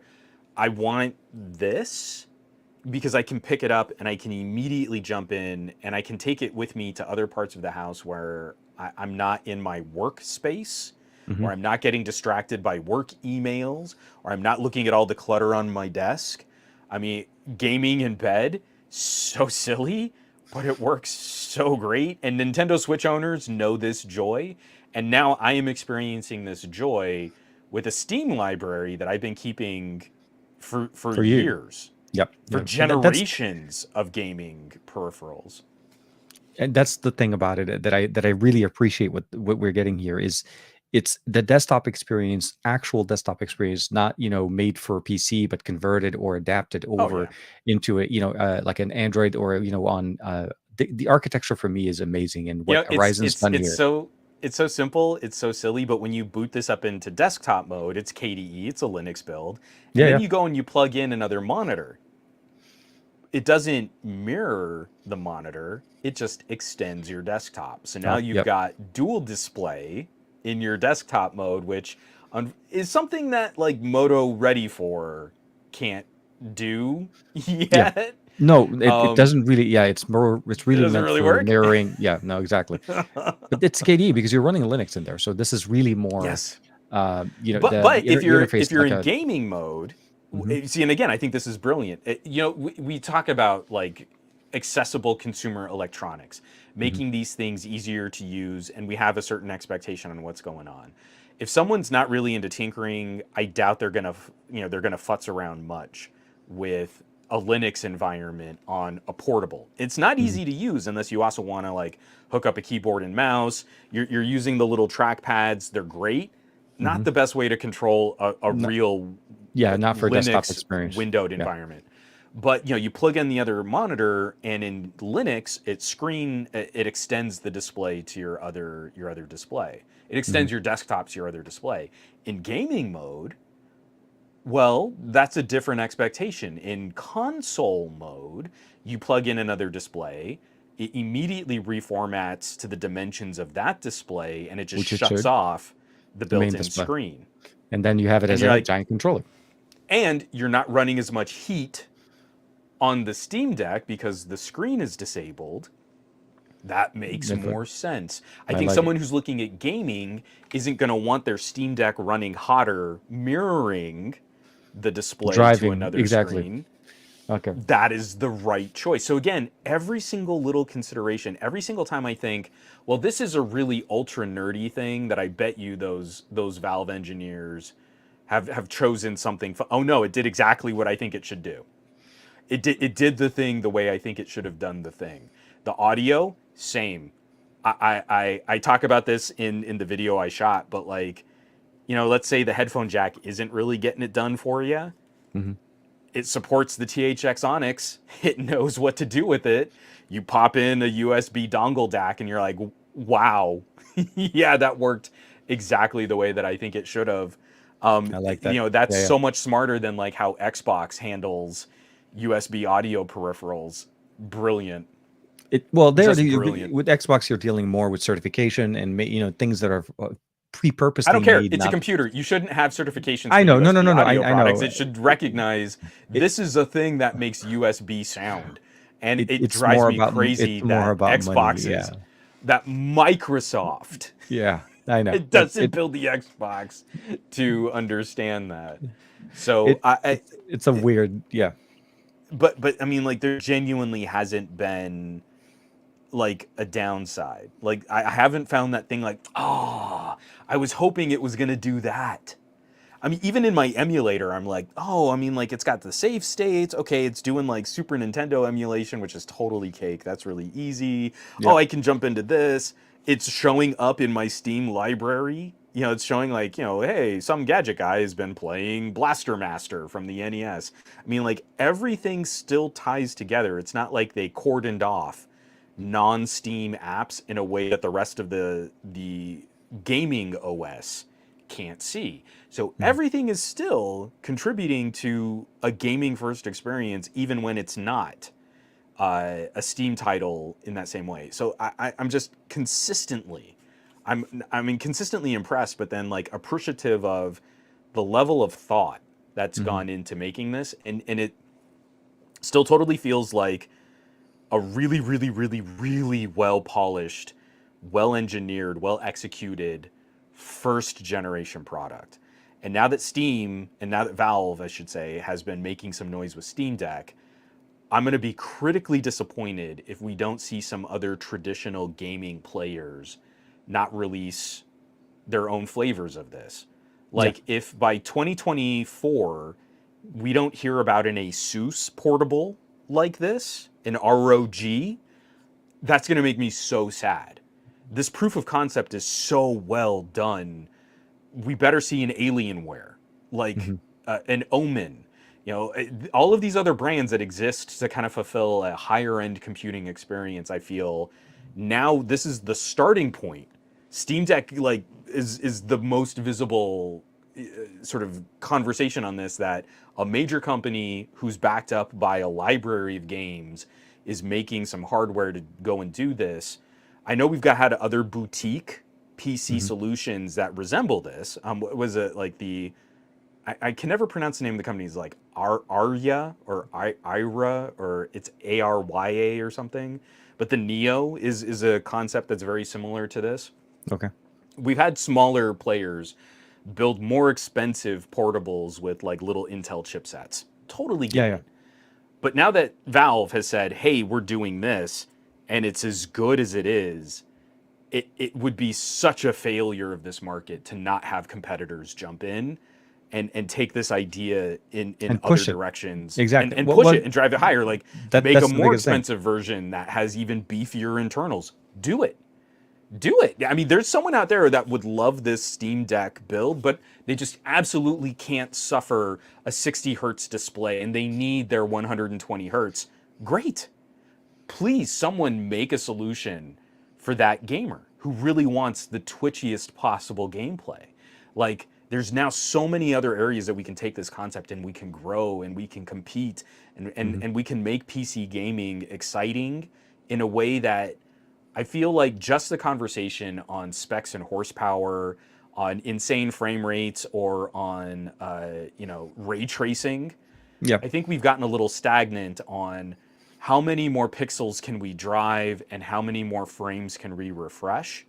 And when you work within the constraints of something portable, you have to have a completely different conversation about what success looks like. Because Steam Deck shows me success with a 1280 by 800 pixel display running at 60 hertz. And this But is like the most fun I've had gaming I'm in very in I'm very excited to years. see that. Yeah, no, no, definitely. I think it's the biggest development that we've had within within a few years. Like you said, the Switch kind of represent a culmination of a lot of work that Nintendo did over the Oh years. yeah. Game Gear was their biggest founding portable experience. You get to play with the Game Gear, then you had the Game Gear Color, and then you had the whole different generational things. And then obviously that kind of fizzed away a little bit. Oh, the Aya Neo, Aya Neo. since it was also Farhan an found it. For some reason, I thought it was called like the Arya, but yes, so Aya Aria Neo is was one. Google's Oh, modular Project Aria, right? Project Aria. Yeah, yeah. There's also another player, and I can't remember what their name is, but there's another one out there that's making an Intel. I want to say it's like a Core i5, but they're Oh, making an Intel version. They've been making these handhelds, these portables before. so There, I've there's seen something portable, like small twelve or portable thirteen hundred PCs like from dollar. Chewy and some of the Chinese brands that make Yeah, yeah, little yeah. tiny Some PCs, but stuff they're like not that. really gaming. They're just mostly miniaturization of a laptop, just to try to make a laptop even smaller, Let me see if I fitting can in your find it. pocket. Oh, I'm sure. Yeah, no, no. The Odin. I remember those did. Oh, Ouya. No, not the Ouya. Come on, the best gaming console out there, the Ouya. I like that one. Oh no, the Ein. I don't know what AYN. That's another brand, the Ein Odin Pro. Oh, okay. Let me see if I can Oh pull up yeah, the Odin that's what Pro. Michael Corgan was saying.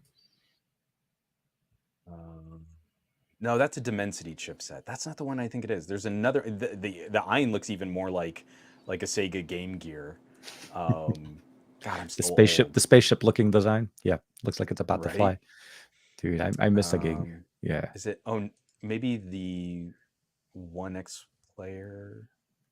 Oh yeah, okay. So the One X Player Mini has an 11th gen Intel i7. Do you want to throw that So a in? Core i7, and it's You built want very to share that similarly out? to. Let me see if I can screen share this here real quick. Do do do. Share screen. Oops, sorry. I know you added it and I took So it out. yeah. Dude. Let me swap these. Let me see if they just got a photo. There it is.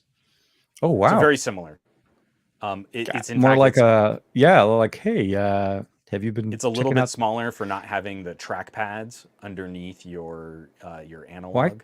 Isn't that what on the right side? Isn't that a trackpad where the finger is? The thumb? No, no, no, no. That's your analog Oh, joystick. I'm sorry. No. Oh, I'm sorry. Take it back. Sorry. Yeah, yeah, So yeah. You're so right. The Steam one under Deck it is the Steam Deck. has There. yeah. So the mini is this guy right here. But I want to look it up because I want to say the mini is something like $400 more expensive for having that Core i7. Nah, they don't even have it here in this article, so I'm gonna get out of screen sharing here. But sorry, short story incredibly long. We've had a few of these other boutique solutions, and you can't really build good mind share just on a handful of really expensive sort of one-off consoles like this. So Valve walking into this space fundamentally changes the conversation, and now it's time. I'm definitely repeating a lot of what other people have said, Mhm. but making my PC gaming more accessible was the hook I didn't know I needed. Because I really have not been digging through my Steam library much over the last couple of years, Mhm. and I've been playing more through my Steam library in the last 2 weeks than I have had in the last 3 or 4 years. So, two questions. Sure. First, does it function as a Steam Link? Does that function does that Oh work yeah. at all? So Okay. it's hilarious. You know, when I'm playing, so like I was waiting for a video to render, and I fired up Neurovoider. That's the game Mm-hmm. I've been kind of digging into. It's like 2016. It's an old twin stick arcadey Mm-hmm. shooter because I love the twin stick arcadey shooters. And the second I pushed the power button, I got a little pop up. Steam Deck is available for streaming on my PC. I like it. So Okay. my Steam like absolutely is communicating across my Well, Steam so account I to other love that because peripherals. you get to leverage the fact that you have this thing installed on your system. You don't have to run Yeah. it. You're streaming it if your network is strong enough to support that. Second question: with it being a focusing on gaming and experiences, does it support streaming? Can you stream from the Oh Steam Deck? yeah. So Uh, Microsoft actually just recently improved compatibility on Steam Deck mhm. for Game Pass. Okay. They made a big announcement about it too, saying like, "Hey, this is what we're doing to update our server side," and then I think there's also a build of Edge. Oh, excuse me, Edge for Linux. I might Okay. have that wrong in my brain. I haven't really messed around with it much, but like, it's got a fully functional desktop grade browser. There's nothing keeping you from giving it a run. I mean, like, it's fine. Well, so I've I heard was I've more heard so good experiences specifically with. referring to streaming to services, not streaming services. You know what I mean? Like, sorry, Oh, yeah, sorry, I sorry, meant sorry, sorry. sorry. It's a Yeah, gaming system, PC portable. Can you stream from that it? that I haven't played with yet. Yeah, that's the sorry. So I my just my first realized where you were solution going. would be in terms of one. I think the experience would be compromised depending on how intense the graphics are for the game. That's true. Yeah, yeah. Because like if I'm playing Hellblade, I'm getting about an hour and 45 minutes of gameplay on the battery, Hmm. and that fan is cranking hard, so all of the resources of the Steam Deck are being utilized to drive that Okay, game. that's you're right. You're right. Immediately what I would do instead would be to video out from the Steam Deck to another system with a capture Then that's card absolutely and drive it that way. okay. It's funny. What would probably work best in a kind of a mobile sense would be a Sony. Oh yeah, So yeah, yeah. run the Steam Deck through one of those little USB capture cards Into a and throw Sony it Xperia through 4, an yeah, Xperia, and Mark 1, Mark 4, and then and and then stream broadcast from from that that. straight up. You may have something on there. I know, man. Sony Again, and Dow. I'm just saying, in terms of keeping your load as like your pack, your carry, as light as possible, there is a phone that does things like that very It well. HDMI in over USB. Hey, yeah, no, I know. That could be Or your even a full gig. size HDMI if you go for the original Pro on. I mean, don't get me wrong. For me, it's I, I haven't been I haven't been in your spot yet, so I haven't really gotten the experience to experience desktop experience gaming on a Yeah, mobile solution. I've had it. I've done many videos covering like using even yeah, the Azul PCs, using for the sure. NVIDIA Shields, and running Steam as a Steam Link, using GeForce Hmm. and running it in there, and it works. It does relatively well. Um, Yeah, but it is really very different to say that you're running it on hardware, on device, yeah, connecting it to a Wi-Fi purely for the internet connectivity portion of it, not for streaming the actual entire game off of it, leveraging desktop quality hardware. So I dig it, and I'm also really excited to see that this is one of the very few things, like you said, where you can buy the base model and you can, in theory, upgrade your way into the pro level model or the higher end model over by just time. tweaking over time as things kind of go Yeah. on, and you technically have better hardware, and of course Like incorporate a literally thing. one of the first comments I got on my rambling first impressions video was some dude who was like, "Oh yeah, I got the base model and I ripped that thing open and I put in a 1 terabyte drive." And you're like, "Yeah, that's a thing. We're That's the so thing. used to all of our phones and tablets being kind of glued shut, Yeah. and you don't have that same kind of hacker mentality, that same kind of tweak upgradability on a Nintendo Switch. At least not that I've seen. I'm sure there's probably a community of people in Nintendo Switch land that are doing things with the hardware, but Hmm. to me it seems so much more Apple-like locked down. And again, someone's going to come out with a version of this that's significantly more powerful than the Steam Deck. And I'm not going to be sad if I look at that product and I can't do anything with it. But then I go to iFixit and I can swap out screens. Like, what if someone makes a really great OLED panel Yeah. and I can just pop that in there? I mean, that's the potential we're talking about. Anyone who wants to make hardware for the Steam Deck, anyone can make hardware for the Steam Deck. We're not talking a case or a skin. We're Hmm. talking different triggers. Maybe I want clackier buttons. What would be great is if someone could give me the only buttons I don't like on the Steam Deck are the actual home and menu keys. The Okay. ones right under the trackpads are really mushy. So when I'm in the middle of the game, my paddles, nice and clicky, my triggers, great Hmm. tactile response. The D-pad has a nice like chunk to it. Hmm. And even the trackpad feels like I'm rolling something on like metal. What do you call the ball bearings? Oh, okay. It vibrates in a way, feels like you're rolling something over metal ball bearings. It's such Hmm. a unique feel. And then I go to hit my Steam home button, and I have no idea if I've hit it. It's so, it mushes, You're and you're waiting like, you for know what? you click. Did I click? Did I not click? Did I? Yeah. Someone give me like like some Kale blue switches. Let me put some Kale blues into these. Someone might be able to do that. I don't know. But that's what I think is going to be so encouraging. I am perfectly happy to trade some of that horsepower. I don't need a Core i7 in this thing. The gaming experience has been great. And if I can upgrade this over time, Hmm. like a gaming PC, that is such a different conversation than any other mobile Modu- product. it becomes almost like a modular system, even though Yeah. it's yeah, it is. Yeah. That's the So big thing. Yeah. I'm very encouraged by that. Um, I I can't say enough nice things about it. I'm so glad I held on to my pre-order because I was really touch and go there for a while. There I was Oh, yeah, seriously it thinking of just was, walking yeah, the away. delays, the timeline, it was end of last year, then it was the Q1, and now, it's stressful. It's stressful, especially when you made the commitment. You weren't really like one of the later Yeah, ones, but of course, I am like showing up 7 months later. At the end of the day, it's a good first product. It's a a good first generation product, and I think that's what we're waiting for. Seeing how the future of gaming comes through based on this architecture and the proven concept. yeah. Uh, and I think I can't wait. Like I said, I definitely want to set up some time, come over, play with it, and then when I You get my need to own, get your it'll. hands on this. Yeah, no. I'm serious.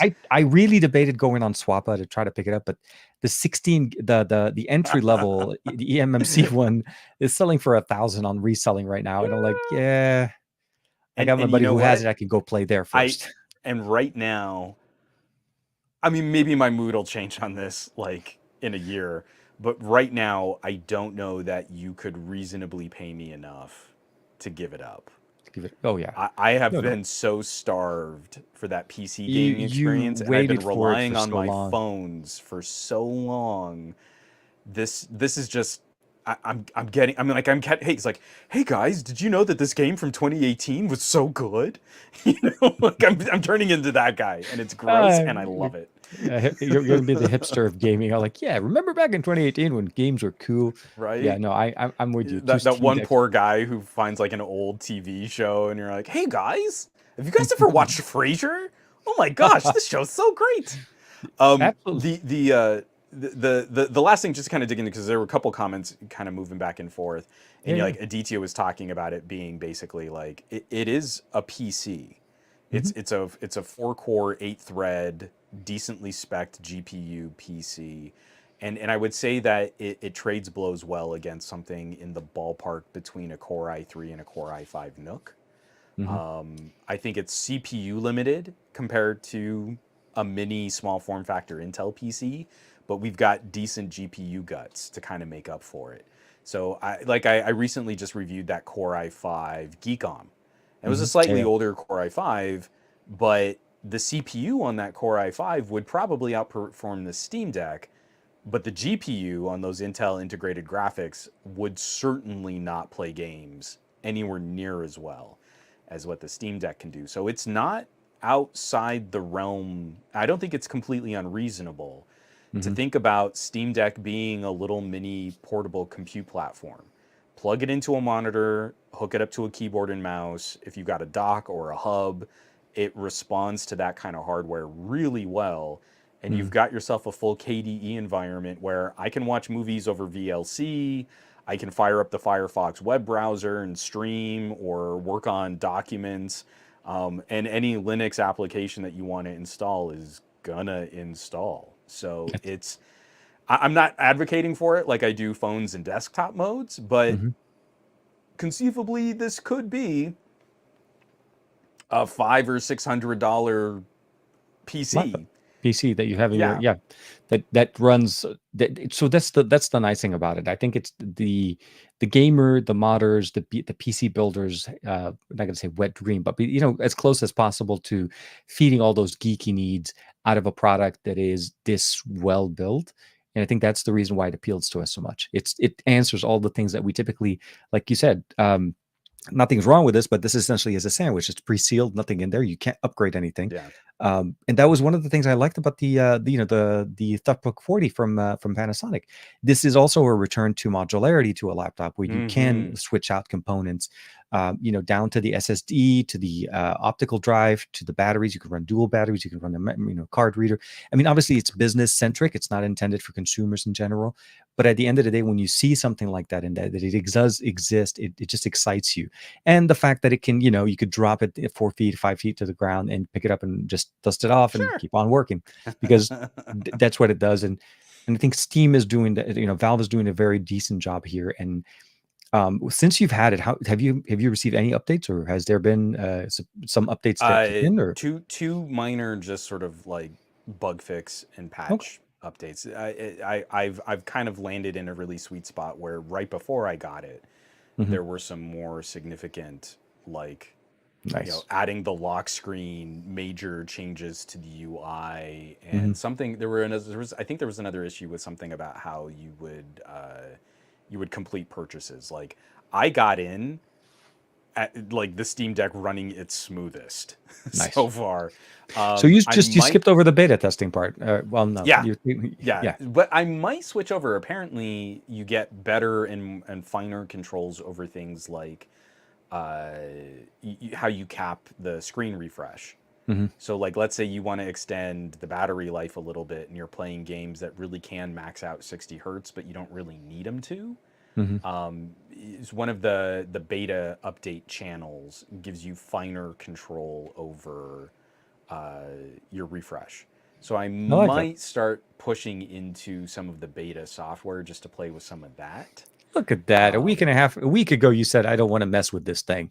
And now you're like, Well, well, man, it's tough. I know what I said a Another one of week those ago. articles came out not too long ago. Is just saying, like, all of the CAD files, the construction files, the shell, the casing, all of that's out there.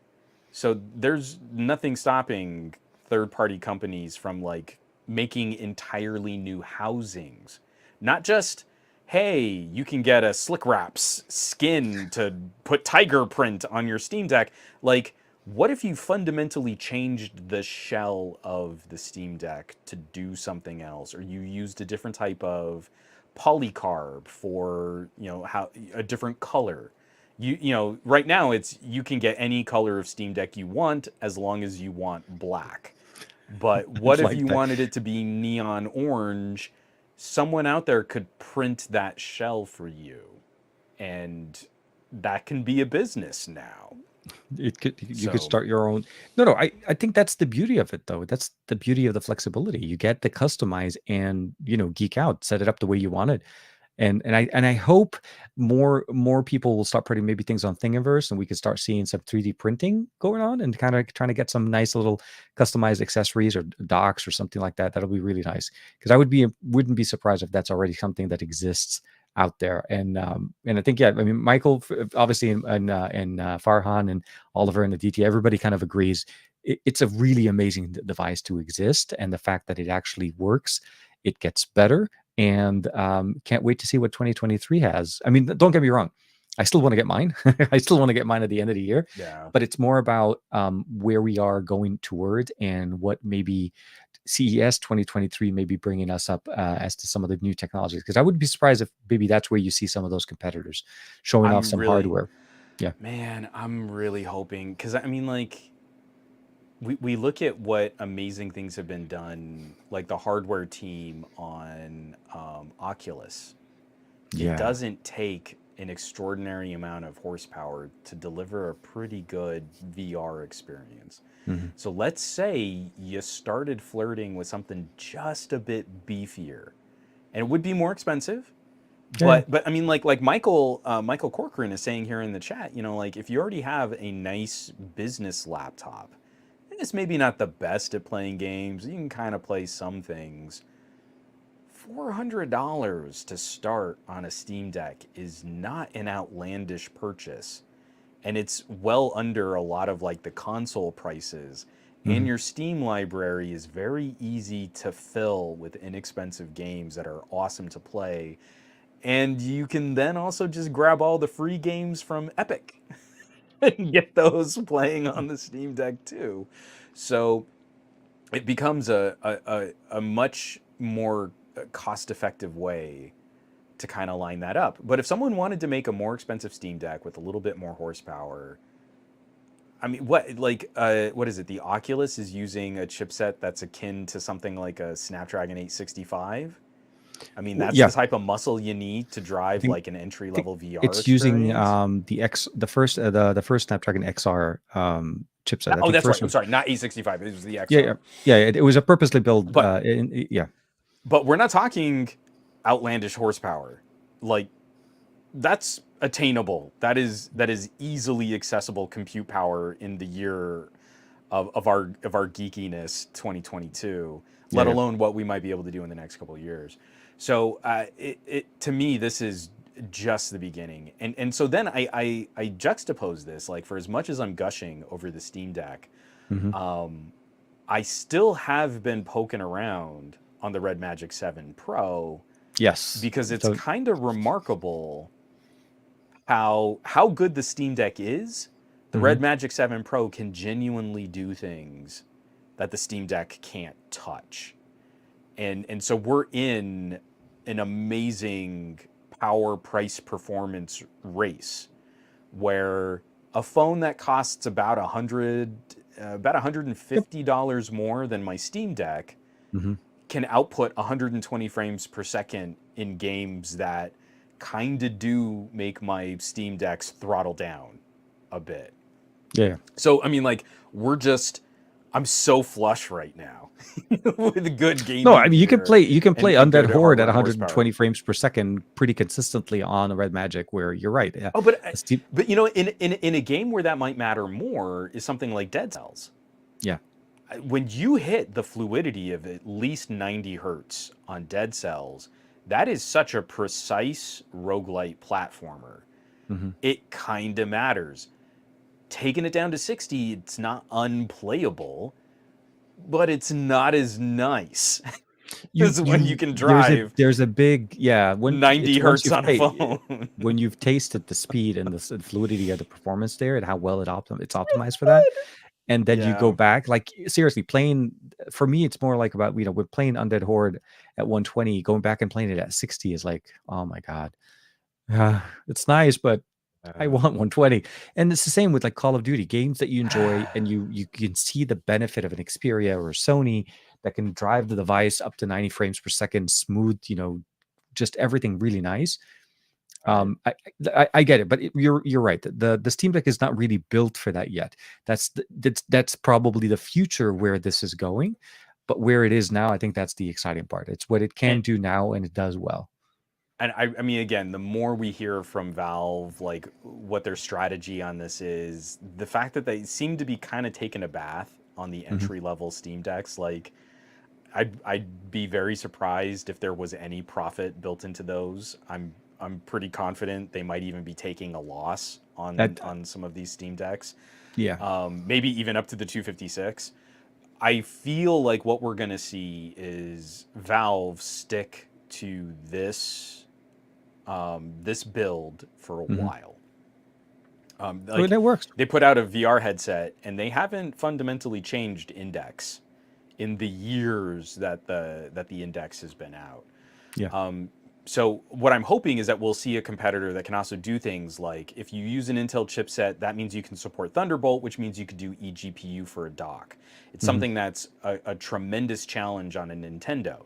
You can't offer two different a compute power profile between portable and docked gameplay. Developers are going to have a hard time.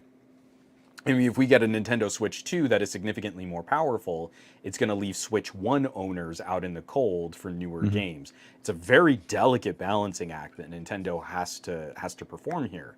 Yeah. But we don't have that concern in PC gaming.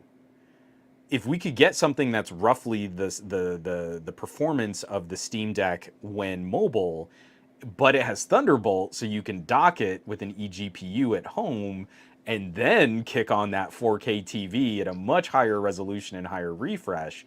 I Yeah, think that is absolutely attainable in the PC space where consoles cannot do that because it alienates too many of your potential customers. And so absolutely. that to me is like an exciting next, or maybe like a Steam Deck 2 in a couple of years Hmm. when Valve decides that they want to do a refresh. Maybe that's something that they can try to tackle. Um, that it was just you pick it up and you use it and you play with these different gaming phones and you play with the Steam Deck and you can just see this like whole world of potential is just opening up now, and where it might go is it's some really interesting stuff. Like I've been more excited about this than I think I've been about any major gadgety things in a while. Just because I it agree. does fundamentally change a conversation that we kind of took for granted. Do you get a gaming laptop? You spend 2 grand on a Razer, and you're like, now you can play your games on the go. But I wouldn't, and now I No. will. And this was a Well, lot cheaper. yeah, no, no, no. And don't get me wrong, portable gaming on laptops is fun, and to a certain point, I'm sure at some point when that became a function, when we were able to start playing games on laptops, not necessarily just use them for productivity. That I'm sure that was maybe a very similar experience to what we're seeing with the way Valve is right now with the Steam Deck. And I think that's the next evolutionary. Just when you see a true push in technology and true Yeah. um breaking go walking out of the rules and pushing the envelope. And I think that's, like you said, it's not just as not just the fact that they've proven that it works. It opened the opportunity for so many others to jump in, also for so many others to be able to help customize and build the system, like you said, maybe better displays, better hardware, better casing, maybe better buttons, like you said, with different switches on them. Sure. And I think that's the beauty of it, the modularity and the functionality. This is why it's so nice. And Oh yeah. maybe yeah, maybe the base two models are at a loss to a certain point, but it is approving to all those Steam library owners that, hey, you want to take your library on the go, there you go for it. And You have to wait 6 to 8 months, dance. but you can Yeah, I definitely do know it. it's not going to happen right away, but it will eventually happen. And I think that's Every what you were saying there is kind of the last idea I think I'd want to leave Yeah, off with yeah, yeah. is I really think Valve did this right for old Mhm. PC nerds like me. Yes, I do not like computers that are completely glued shut and you can't do anything with them. And when you need to upgrade, it means buying a complete top to bottom new system. it Like is. It. I am planning on doing a workstation rebuild when this new generation of AMDs are out. I Mhm. really liked the keynote that AMD had at Computex. I'm excited. Sometime next year, I'm probably going to be looking at ripping open my workstation case and going with the new build. I'm probably not going to swap my GPU. I'm probably going to keep a number of those internal components similar, just so I can kind of minimize some of the upgrade costs. I think it's critically exciting to look at a handheld gaming device like the Steam Deck and realize that modular potential, the upgradability over time, the repairability, the accessibility of parts, the way that other people can get involved. And I think that's going to be one of the fundamental purchasing motivators. Yeah. Someone's going to come out with a more powerful handheld. I won't buy it if it can't also be tinkered with like a Steam Deck can. I will be happy to sacrifice some of that compute power if it means I can get in there and fix things or replace things or customize things. Yep. And the way that Valve has started this, started the big visibility on this, will Mhm. hopefully contribute to that conversation in a way where other players also kind of have to play a game like that too. They can't just walk into the space, glue a box shut, make it totally disposable, and then expect the same kind of mind share or success. Yeah. As long as Valve can kick back and say like, yeah, but on ours, you can do anything you want. Go ahead. We even made a video taking it apart. You want to see how to take it apart? We showed you how to take it apart. We We even don't have kits for recommend you. that you take it apart, but you No, can. Watch, we're going to take it apart. Here you go. I remember. I Like remember watching that video. like Yeah. I don't think Dell would have been motivated to make something like that. You know, like if No, I Dell don't were think it making fits. It a doesn't fit handheld their today, business model. Yeah, the Dell's been into the, single use. yeah. It's very minimal amount of upgradability, I, pre-buy, I just mean like pre-configured. Yeah. Alienware has had some really great modular gaming Hmm. laptops. But if you went to a Dell executive and said, hey, your gaming brand of PC hardware, we want to make a portable, I think immediately they would have said, well, let's make it like Apple. Yeah. And I think they was like, well, let's make it like a Nintendo Switch. There's no idea on being able to tinker or upgrade or do anything else. You buy the storage model that you need, and that's what you're going to be stuck with. And now I don't think companies can get away with that idea simply because Valve blew this market up first, and they did it with a product that is And they're remarkably going to be competing with it. Yeah, exactly. It's that's tinkerable. still it. Yeah, I like it. I like it. Good. So with that being said, I realize we're kind of hitting that sweet spot of our normal timing. Yeah. Um, what should we be expecting? For the rest of this week, are you going to put out any videos this for this weekend or? So it's live on the Patreon now. It'll be going public tomorrow. Mhm. I just kind of got into one of those funks where I was reading through other reviews and I was watching other people's videos, and even some of our friends, I feel, have kind of fallen into this trap too.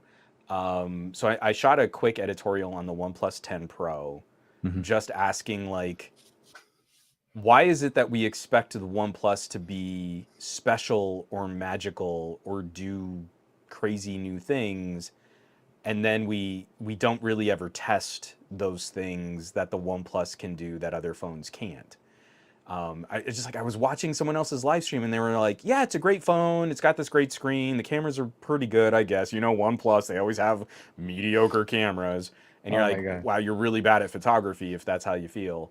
But gets to the end and his like big assessment is, "But it just doesn't do anything special." You know, I think OnePlus has really lost their magic. This phone just doesn't do anything magical. And you're like, what did you want it to do? And what are you comparing it against? Yeah. So I just, and this is someone like, I'm pals with this person. And I kind of Mhm. wanted to reach through my computer monitor and just kind of lightly kind of slap him a bit. Just like, Wake up. what are you Wake up. doing? Wake up. Wake up. Yeah, Yeah, no, I'm with. because again, I feel like, you know, for phones in general, not OnePlus specifically, I think like if you're sitting here and you're saying, oh, phones are so boring now, am I right? High five. That's a you problem. There are so many incredible advancements. Cameras have never been more exciting. Gaming has never been more exciting. Raw horsepower, compute power capabilities, like it can get us into trouble when these things run hot, but Yeah. damn, you can't tell me that we don't have insane amounts of untapped compute power at our disposal 24/7 Absolutely. Oh, 365. absolutely. Absolutely. So tomorrow that OnePlus editorial is going live. Mhm. Oh, excuse me. I shot a trio of speaker and audio deep dive videos that are going to be going Mhm. to the Patreon. So talking about the Xperia 1 Mark IV, Nice. the Poco F4, the Red Magic 7 Pro, and the Steam Deck are all getting their own audio deep dive reviews. So that'll be going up over the next week on the Patreon. And Mhm. then I have a showdown video shot between the Poco F4 GT and the Red Magic 7 Pro, just gaming phone to Good one. gaming phone. Yep. And I've got a camera conversation comparison Mhm. between the Xperia 1 Mark IV and the Vivo X80 Pro. I'm not really trying to stage that as a definitive like comparison winner kind of video because I've done paid consulting and hosting for Sony in the past, Mhm. and I'm currently working on sponsored videos with Vivo. So whatever my opinions might be, I kind of feel like maybe let's not try and call these like reviews and comparisons, but we can still engage. Oh, And absolutely. I think and I think the photography and camera performance differences between the Xperia and the Vivo, it's probably my favorite showdown camera to camera just because they're so different. I And think. that to me is really exciting. Like I would call both of these some of the best pro cameras on phones today, Hmm. I they they they are diametrically opposed to each other in what they do well and the compromises that they have. And that to me is always going to be a way more interesting video than like, well, Samsung's trying to copy Apple again. Like average consumers make an all-rounder that just does the basics. Like, no, that's boring. That's dull. Talk about a Sony, boy howdy, is that a very specific kind of camera. Talk about the Vivo. Whoa, man, that's a very specific kind of camera, It is and both, they both. are Yeah, not like each other at all. they're not So similar. that should Yeah. hopefully be out sometime next week. Okay. Probably after I finish up video 2 for this collaboration with Vivo. Hopefully, yeah. Hopefully, the approvals can go through on that. For me, it's primarily going to be focused on the XM5s, the Sony, the brand new over ears. Yeah, I good want to finish times. up the review on the Honor Magic 4, the Magic 4 Pro, and then Yeah. hopefully I have I mean, talk about another something I. brilliant Oh yeah, no, no, exactly, camera yeah, phone. and I and mean, it and it's yeah, a for sure. big, massive comeback for me when it comes down to Honor and just the fact of where we were, what happened, and then where we are now, and all the things that excite me around that device. So, and then Yeah. there may be a surprise phone coming out next week, but we'll something I can't talk Ooh. about yet. But yeah, I will be busy. Yeah, I mean, this week I've already pushed out 5 videos, which I wasn't really thinking I was going to do, but between the Sony and of course our buddy right here, Naruto with the GT3.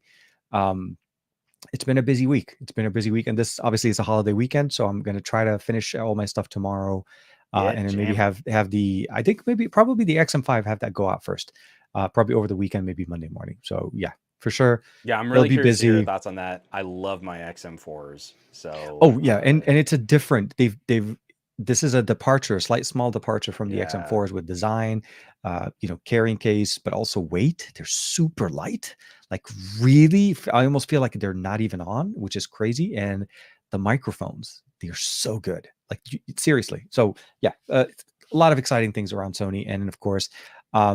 Saturday morning we'll have the Android Bay, of course, coming back with that episode, and we'll round it up again. If you end up having your SGGQA on Monday, that will be, is that going to be the pajama party, the pajama Yeah, show no, or? so I am planning on it, Okay. provided I don't have yet another. So 3 days this last week, I've Yeah, had ridiculously bad insomniatic fits. You're catching me on probably the best night's sleep I've had in a week. that's And good. I'm Right. I'm functional. Like I was present for this podcast. I was really worried about that. So as long as I can kind of keep this streak of getting a decent night's sleep going, I'm expecting Monday should be good, Good. and then we'll be back on track for the pajama podcast. I might turn it into a game stream. I mean, Not a I bad. might just like let's chat while I show you how terrible I am at 5 and 6 year old arcade games. I'm thinking like I might just go silly, or you know Hey, what I might do is if I fire up Tetris Effect, leave the room code public, and mm-hmm. anyone who wants to jump in Can jump in, can play with it. jump in and play some Tetris Effect, and we can make it like a fun co-op. Yeah, no, no, and I think that'll be nice and fun. And of course, I think by then that will be the last stream for this month. And of course, we'll see you guys again back for another episode of the Best of Our Week next Thursday, which will be in June. Surprisingly, yes, Oh, we're in that's June so weird. already. Don't say I that. know. That just hurt my soul that it's already June. Oh Yeah, ever so no. close, ever getting so close, so much closer to Father's Day, and not that long from there. But with that being said, I do want to say thanks for everybody, kicking it with us, hanging out with us here on this Thursday evening, the 26th of May. May you have a great Star Wars slash, Stranger Things slash, what's it Yeah. called? All the different things going on. There's so many things going up this weekend. Have fun, take care, be safe. I'll see you on Saturday, and of course, we'll see you guys again. Thanks, everybody. Take care.